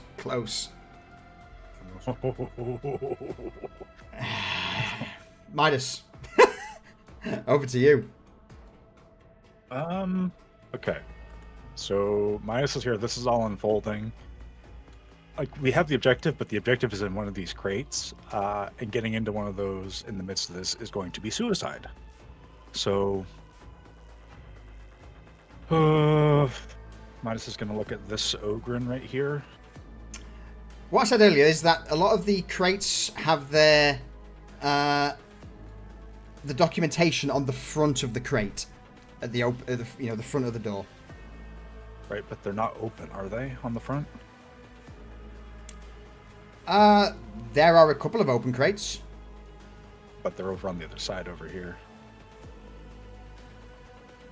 I don't know. Yeah. Is it? Yeah. Okay.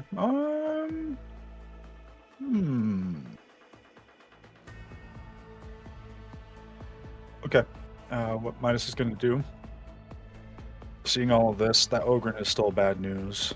But he's going to, noticing that, just basically jump down to this platform and get here and just like look for the documentation pack right there and just rip everything right off the wall. Dexterity. Let's see whether you're quick or whether it's a case of you have to start fertling through bits and pieces. I'm going to use my superiority on this. Okay.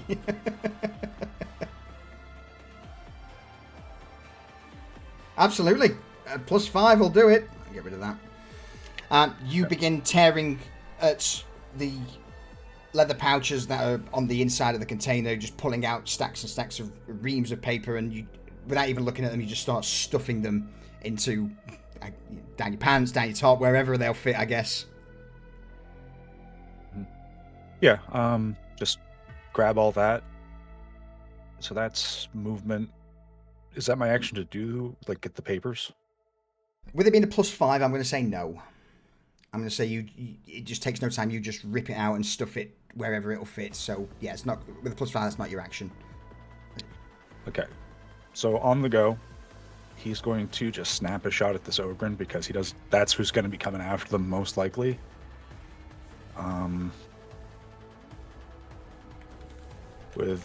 If this does anything weird, I don't know why, but I'm just going to use burst mode.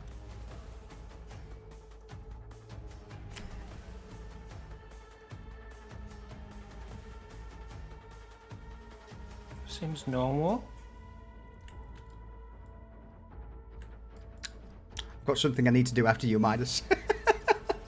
We're gone. Burst mode. Yeah. He will straight through. All right.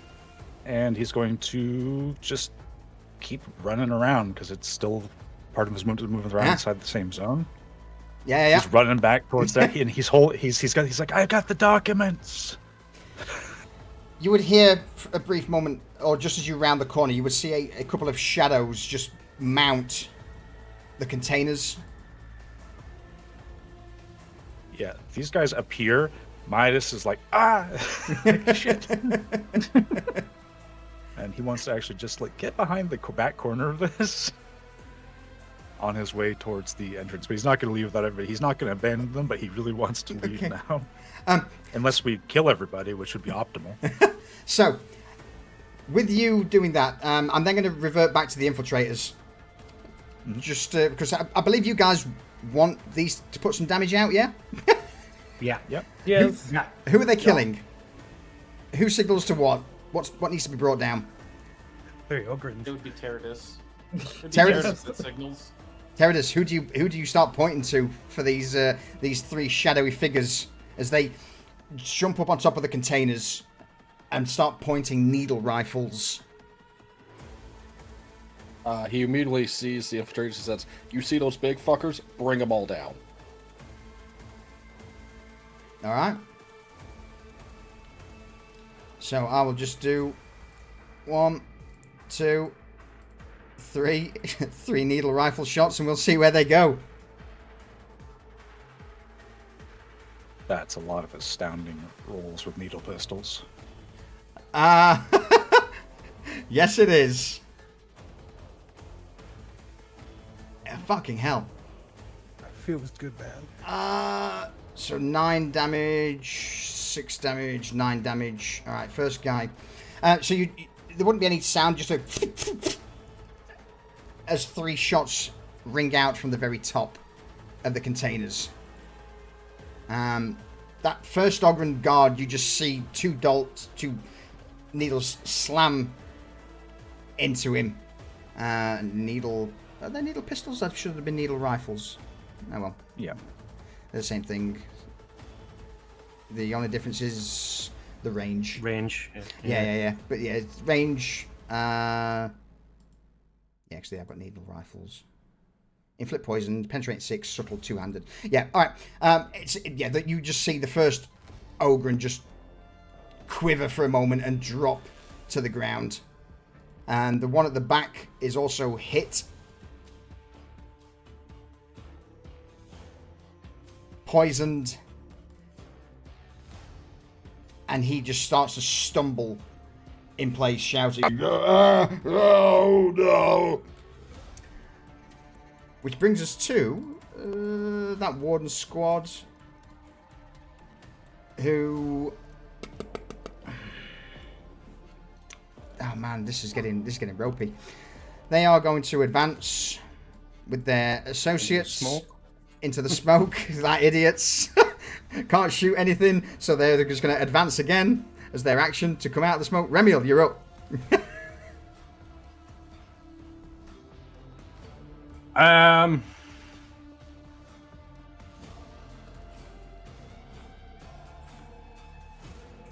going to move. Yeah.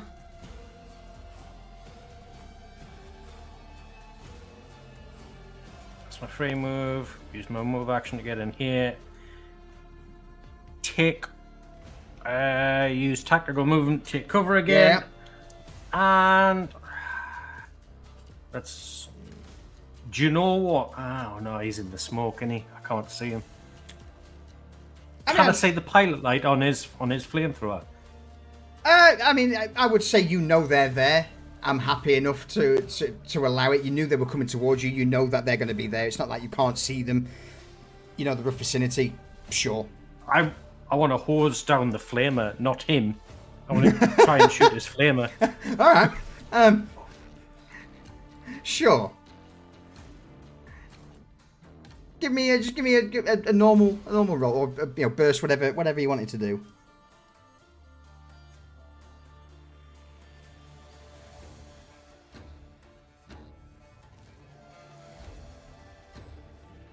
Hello. You're doing it from your inventory? I'm clicking on equipment. Sorry.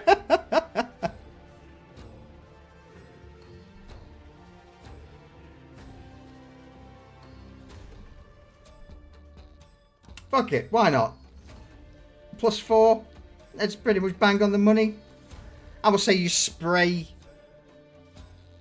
What are you trying to do? I'm just trying to spray him and hit the gas tank. I don't want that flamer there anymore. Okay. As you spray las bolts into the smoke, there's a brief moment where you hear this boosh. As, when I find what I'm looking for, immediately the smoke starts to glow orange. Boom. Sending Promethium in a shower. The flamer itself detonates, and I'll say just for the moment, these guys are immediately caught up. And some PTSD from flaming Promethium. Yeah. Any further actions, Remiel? As these guys are I'll just say that they're all now on fire, ablaze, as it just detonates, spewing Promethium all over the place. Remiel just shouts at everybody, "Go! I'll hold them."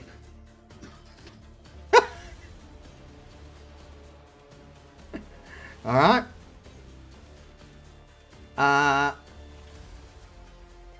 That guy will stand up.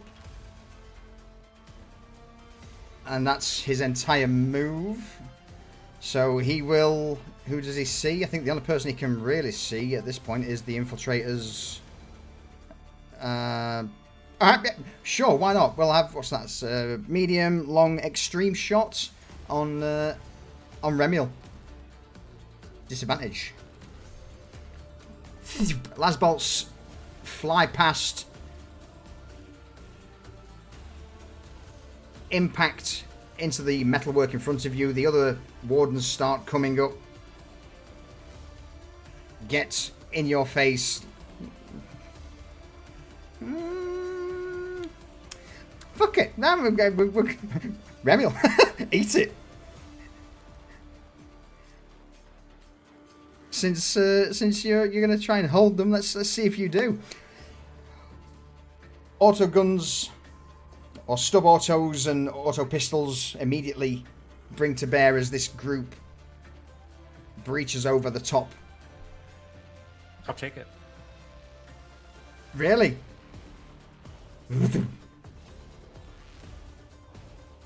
Yeah, I only take 1 damage. Nah. Damn it. I wait for something scary to shoot me. Damn it. Ogun Gunner at the back, he is on his arse. Critical. It's got to be done. He's just going to stand up. But because he's critically wounded, that's all he can do. And just slowly start swinging the gun in your direction. Mustrum. All right.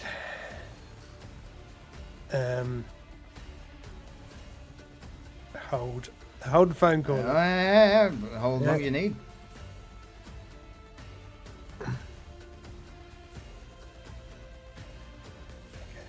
Okay. Right. Okay, I've got my stupid idea for this turn sorted. Oh. All right. I'm going to force bolt. Cheers, Dendra. This is big lad that's close to us. Yeah.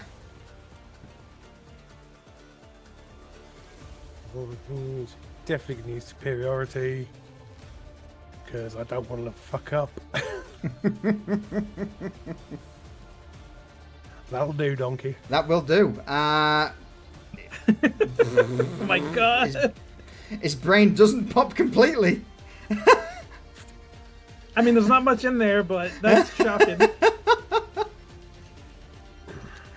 What's it look like? He's not gone, but he's not in a good way. In fact, he's unconscious, writhing in pain from the needle rifles, and then you just fucking scramble his head. Yeah, I'll do. All right. Any movement? Not this turn. Okay. So I want to see if I can use my dominated guy once more. All right. All right. Okay. Yeah. These guardsmen then immediately they're going to take. Can you roll me 1d5, please, Remiel? As they immediately just bomb burst out of the fire. 3. Okay. They will first bomb burst out and try and get rid of whatever. Oh, Kronk. Kronk can have a blast first as they run out. They're going to shoot, and then next turn they're going to try and douse themselves with the fire. So, Kronk, las gun's leveled towards you.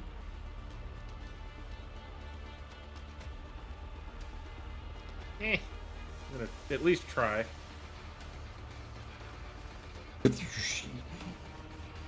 You are hit for not too much, actually. Most of the rounds impact against the container at the angle he's at.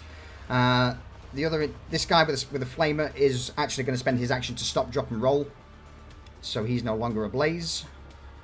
And then He knows exactly what to do. Yeah. He knows exactly what to do. And the last, especially since his flavor exploded in his hands. Last but not least, this guy here is going to put some shots into. I've got to get Remiel. It's got to be. You've been burst fire, Remiel. Several las cracks ring. Oh my god! Come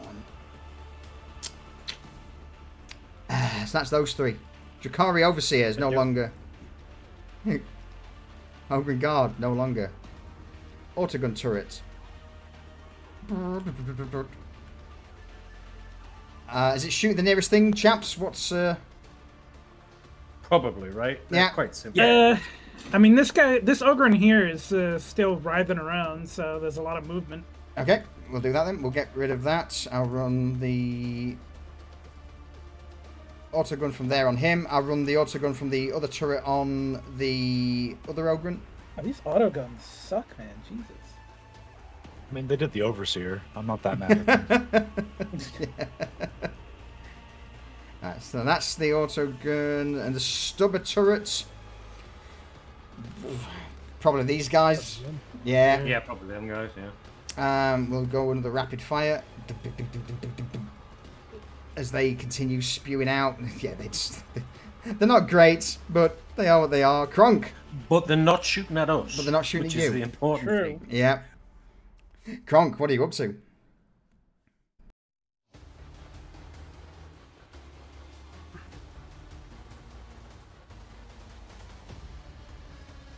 Hello, if you're Kronk. talking, Kronk, you're muted. Oh, well, Kronk is gonna respond to Ramiel. You're not dying alone today, and he's gonna pull out a frag grenade, and he's gonna target these all of those. Yeah, man. Here. Yep.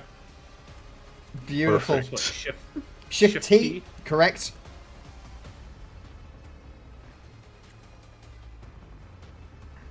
And I'm gonna use my superiority got, on this. You've got one. You've not. You haven't. Oh. There we go. There we go. You let loose the frag grenades. It clatters, tink, against the ground. Detonates. Oh! Boom, boom, boom, boom. And which one are we missing? The 1, 2, 3. That guy, 1, 2, I 3, think. 4. Should have had all 4 Yeah, of them targeted. It's all good. They've already done their action, so again, it would be unopposed damage. So it's 14 damage across the board. That one, dead. And those guys, 14 minus the 2 armor, 16. It's enough. Yeah, that is enough to wipe out the 2 warden squads and critically injure the guardsman. What's it look like? The grenade sails through the air and it rolls off, hits the railing, and kind of rolls down a little bit before it's like exploding at like head height for most of them, just peppering them all. Screams ring out from the remaining specialist who ducked on the floor. The other guy who's still on fire, who is now prone, bleeding out and on fire. He's dead, pretty much. Any movement, Kronk? No, Kronk is holding firm. He's fighting till the end. All right. So this Ogren is going to move and move again. So, move, action, run. That guardsman at the bottom takes... Remiel, you need... no, he dies, never mind. He burns. He's done. He's dead. He had 1 HP left, and yeah, Rat's writhing on the floor, bleeding out, burning away. He expires.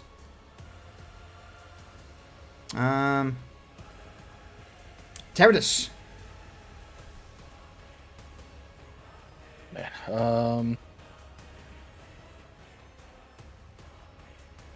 Grab a crack grenade. It's kind of close for a crack grenade, I'm not gonna lie. You're not in the zone, don't worry about it.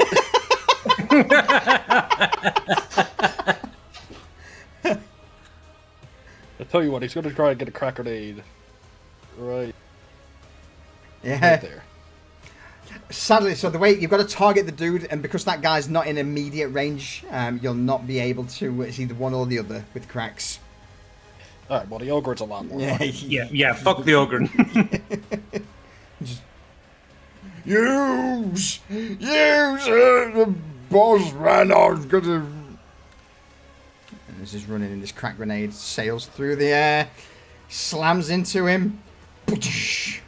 Things off his head. I'm hoping he caught it in his mouth. Use. Part of his jaws. I mean, it's a headshot. Yeah, part of his jaws blown out. His helmet flies off.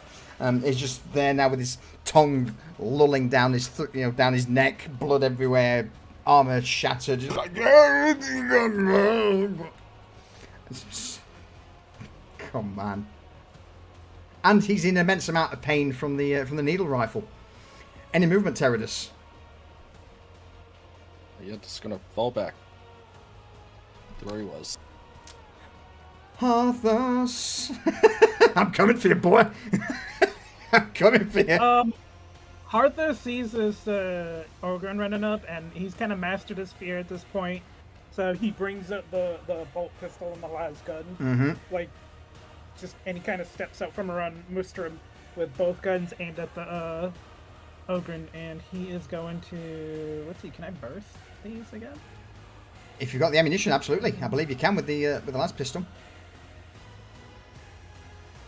Not enough ammo for the bolt.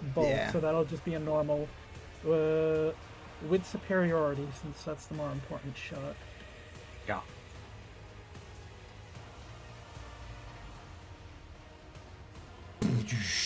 Didn't target him, but penetration is the name of it. Yeah. Oh, god damn it. It's all good, man. It's all good. 8 plus 7 brings us to 15. Penetration 4 ignores his armor. 15.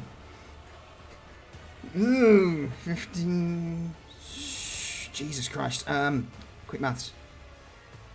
Oh, no way. 1 HP in the dream. Yep, so then the las gun now is going to ring out, and it's just going to be like... Crack, crack, crack, crack, crack. So it takes this. And he's definitely getting a burst. Yeah, it takes this first bolt shell to the chest. It detonates, sending his this armor one's at flying. disadvantage, right? That one's at disadvantage, correct? Yes.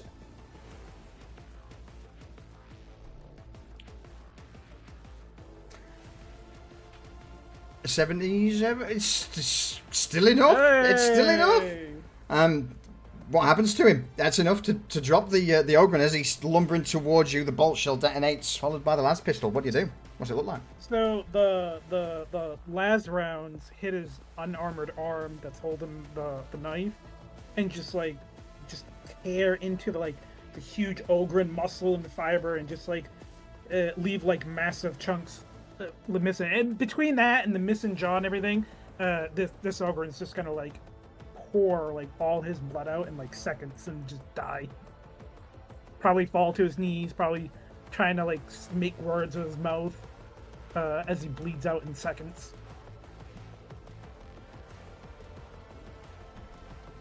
All right.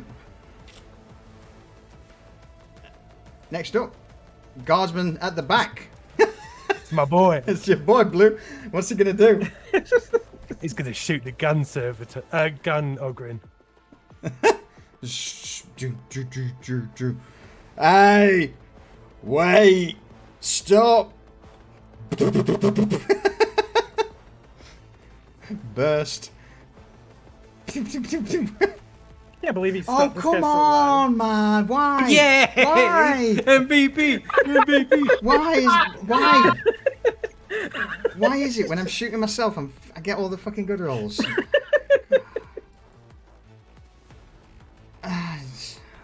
Only when it counts. I'm going to narrate a kill for a change. You do it, mate. You do it. It's all you. How would you like to do this? I would. As the mind-controlled guardsman just stumbles around the corner, he just looks up like, "No, stop! What are you doing?" Hoists up the lasgun, just peppers the front of the Ogren gunner with las bolts, and the Ogren just turns to him. "What should you do?" Dead. The last bolt punctures through his head.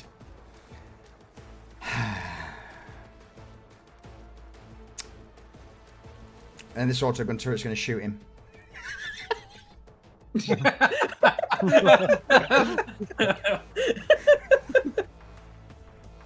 Unmissed. Or not.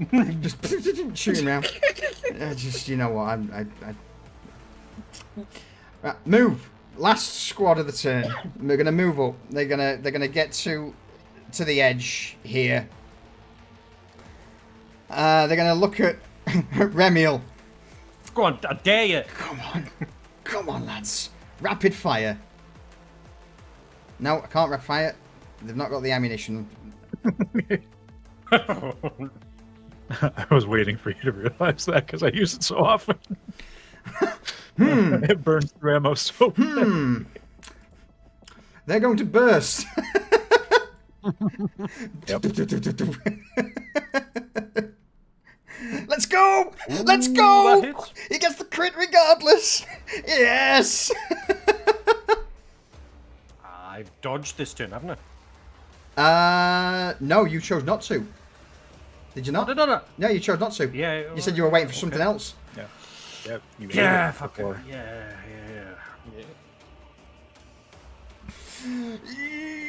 Oh, 5 damage is not enough. Oh. 5 damage isn't enough. You still get the crit though. I still get the crit.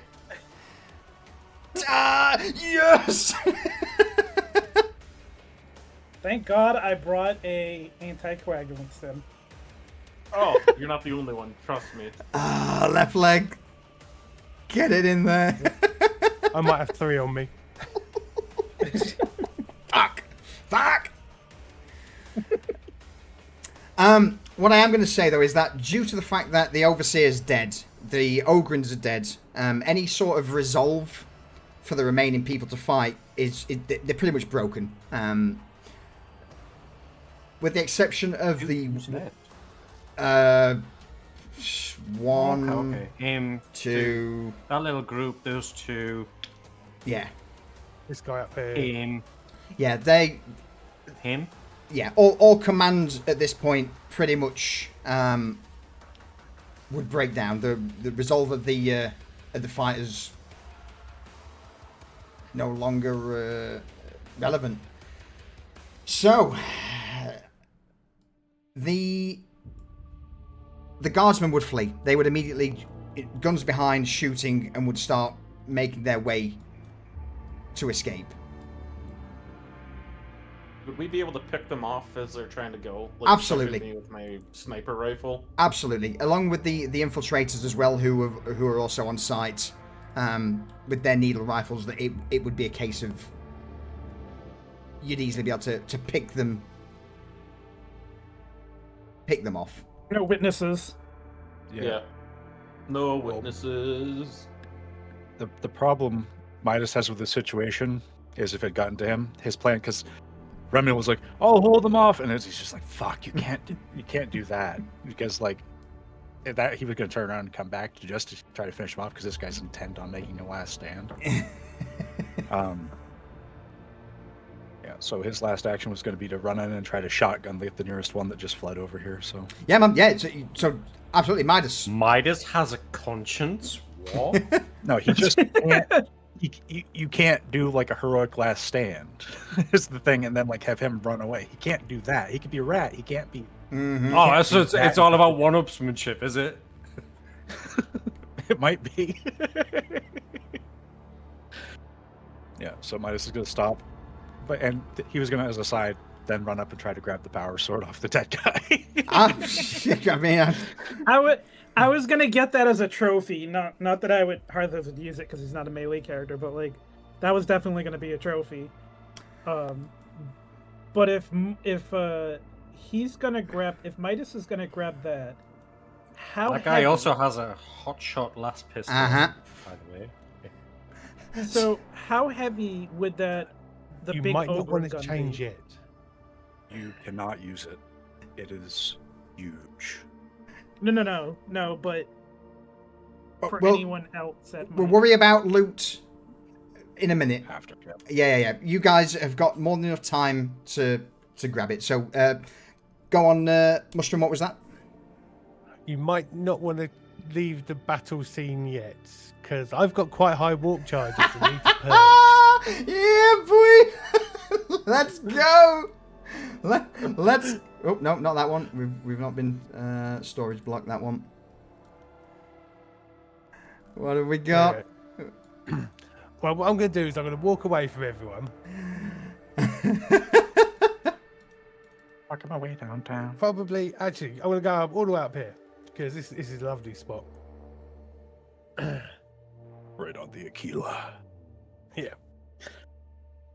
I'm going to release my dominate off old matey. Yeah, who immediately just looks I don't around. need them anymore. What the fuck is... Oh, shit! Fucking hell! And he bolts.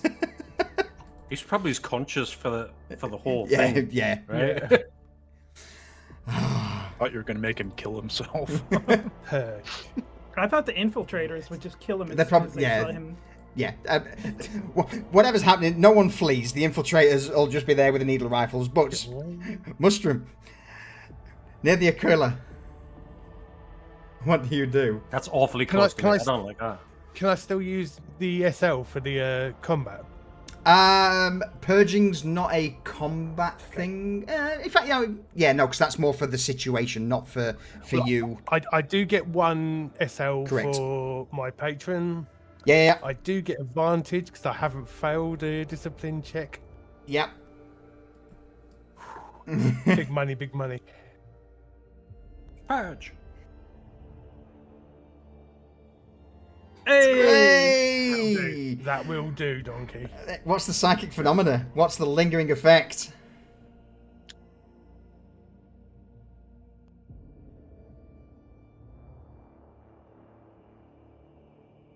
Okay, yeah, we're going to get a roll again. You get to roll again. What, another psychic phenomena? Yeah.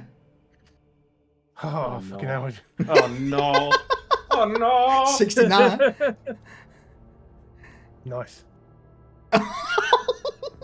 Oh dear.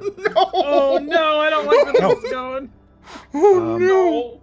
No. Re-rolling results of 100 plus 1, right? Roll on this table. 101 plus. Re-rolling results of 101 plus. Oh. So you get to re-roll it.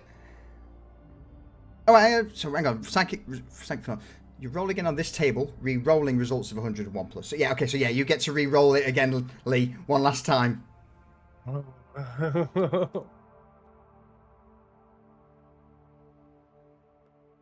Oh, okay. There we go. It was close. It was close. It's always dark here. Okay, it's a poorly lit landing zone. Perfect. Ooh. I press a button on my goggles and I can see normally and just walk off. There's a brief moment where you're stood there just trying to vent and remove these warp charges from you, and you feel something just slowly start to caress the back of your head. What starts off as one hand turns into two hands, two turns into four hands that start to run over your back. But it's at that moment you lock in, push this force away from you, and with that, darkness descends in the area. Oh. Jesus. I Almost got tried, a mate. demon here. I had flashbacks. The difference was, I had 7 warp charges, not 407 like Shade. Oh. Well, remember, it wasn't Shade that had the warp charges. It was the Rogue Psyker that was with them that had it. That we killed. Solution. We didn't purge. Yes, Teradus. Real quick before, while Maelstrom was doing all that, Teradus would have gone to that other container where everybody was that was Absolutely. circled around. He would have gone through there and grabbed the documents in there. Beautiful. Yeah, you And begin then to left. peel everything, strip the place apart. So at this point, the infiltrators would also extract with you guys. Kronk would also set up the demo charges in the area to demolish the containers and everything. Demo charges set. Wounded, battered, bruised. Some more than others. You begin to make your way back into the maintenance corridors. At this point, probably quite briskly, keeping an eye out for any other slithery little bastards that may cross your path. Hypercoagulant running through your veins, Remiel, keeps you going, at least until you can get back to the safety of the lander. It's here where, as you guys break out after half an hour, 40 minutes of making your way through the maintenance tunnels back onto the landing pad, the initial guards stood there with looking at his chrono on his wrist. 40 minutes, they said. It'll be quick, they said. That... He sees you all in shit state. Fucking hell, that was some inspection. Are you alright? Kronk's just gonna throw 200 solars at the dude and just say, it doesn't matter. He looks down, looks at the solars. Arthas. Go on, Arthas. Arthas is gonna look at him. His back is covered in blood. He's bleeding. He looks fucking like he just came out of a war zone. He's gonna be like, rats, man. Fucking huge. Show like the size of people down there. Scamper scurry, yes! Mustrum's just going to walk out with his staff, just clinking away. Not a scratch, not a mark on him. I say, old boy, you got any recaf? Having looked at the state of the rest of the party, he just reaches down to a flask, offers you the flask, Mustrum. It's cold, but it's still recount. Yeah, there you are, sir.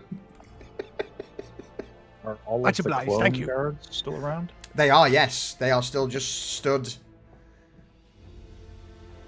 Okay. Time to get on the lander and go.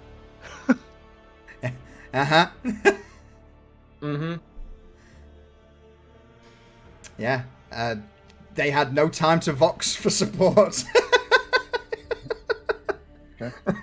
Yeah, you pretty much killed all of the guys before I got a chance to radio in anything.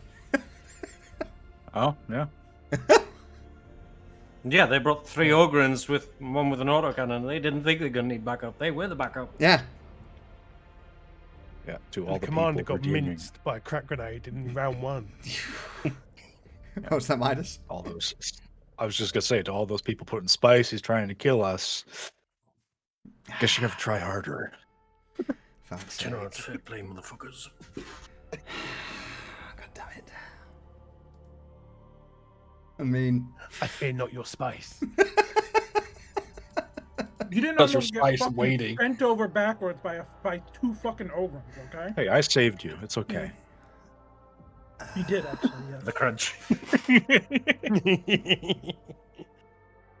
So annoyed at some of those rolls, man. As you guys board the lander, heavy hiss as the engines begin to kick in, the hydraulic legs retract As they're into... taking off, Mhm. Kronk will hit the button to hit the demo charges as they're taking off. Just bzzz, boom, boom, boom, muffled booms. You see before the ramp closes, the guard immediately spins 180 to look at the door where this sound's coming from. Looks back to you guys, and just as the ramp closes, you would see him point his gun at the lander, along with all the other remaining wardens in unison point their guns. And as you begin to take off, you just hear the slight tinkling of low caliber munitions hitting the back of the lander. Only for a split second before whoosh, you're away. Mustang leans back in his chair and takes a big swig of the recaf. It's cold, unsweetened, probably recaffed more than 7 or 8 times, but perhaps this one occasion it tastes sweeter than any other. It's wet. Nice. Yeah, back towards HQ. A somewhat successful mission. No casualties. I say it was a great success. Nobody died. We got the stuff, and we all got out. I mean, and we technically there wasn't secondary, but we did destroy the spores and other shit that was being brought in, and got samples back as well. And we destroyed 3 Ogren from the enemy. And we found a Ripper. That's not good news. Yeah. That's the auxiliary reason why Midas wasn't prepared to abandon you there, because you had the worm. Oh yeah. Mm-hmm. I resisted the urge for the entire session not to do the tiny Ripper voice. Tiny Ripper voice. YouTube. Have a check when the thing. But so yeah, with that though, I think that's a pretty solid closer for this raid.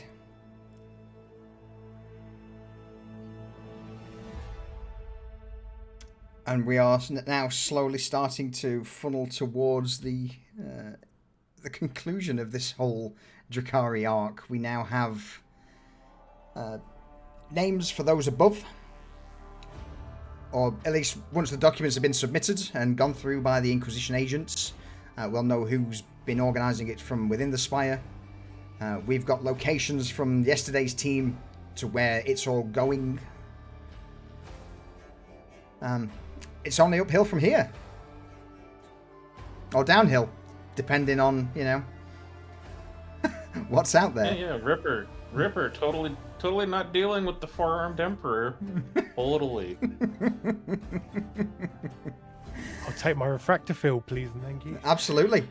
Treat yourself.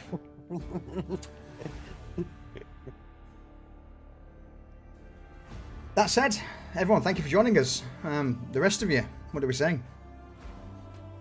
Bye, chat. Goodbye, chat. See you around. Bye. Bye. And see you for the next episode of Ashes of the Faithful. All right, everyone. Thank you very much as always for joining us. Hope everyone enjoyed it as much as we did. There were memes, there was tense moments. I nearly, so nearly killed 2 people. I was hoping. I was hoping.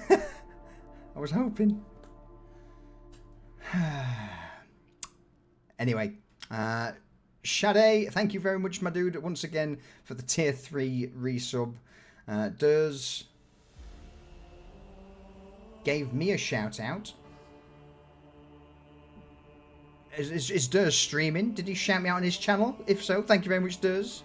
Dendra, thank you for these bits used for the celebrations. And who else have we got in here? Anonymous gifter with the anonymous sub to Abernathy, I believe. Pepper Jack, thank you for the 5,000 bits. Ravon, thank you for the 100. Divrak, thank you for the 42-month resub. Oh, is Ravon live? Awesome. Oh yeah, we've got to raid Ravon. We've got to. Let's go show Ravon some love and support, and yeah, I'll hopefully see you all tomorrow for Corsairs of the Rift, our 5th edition D&D sci-fi craziness.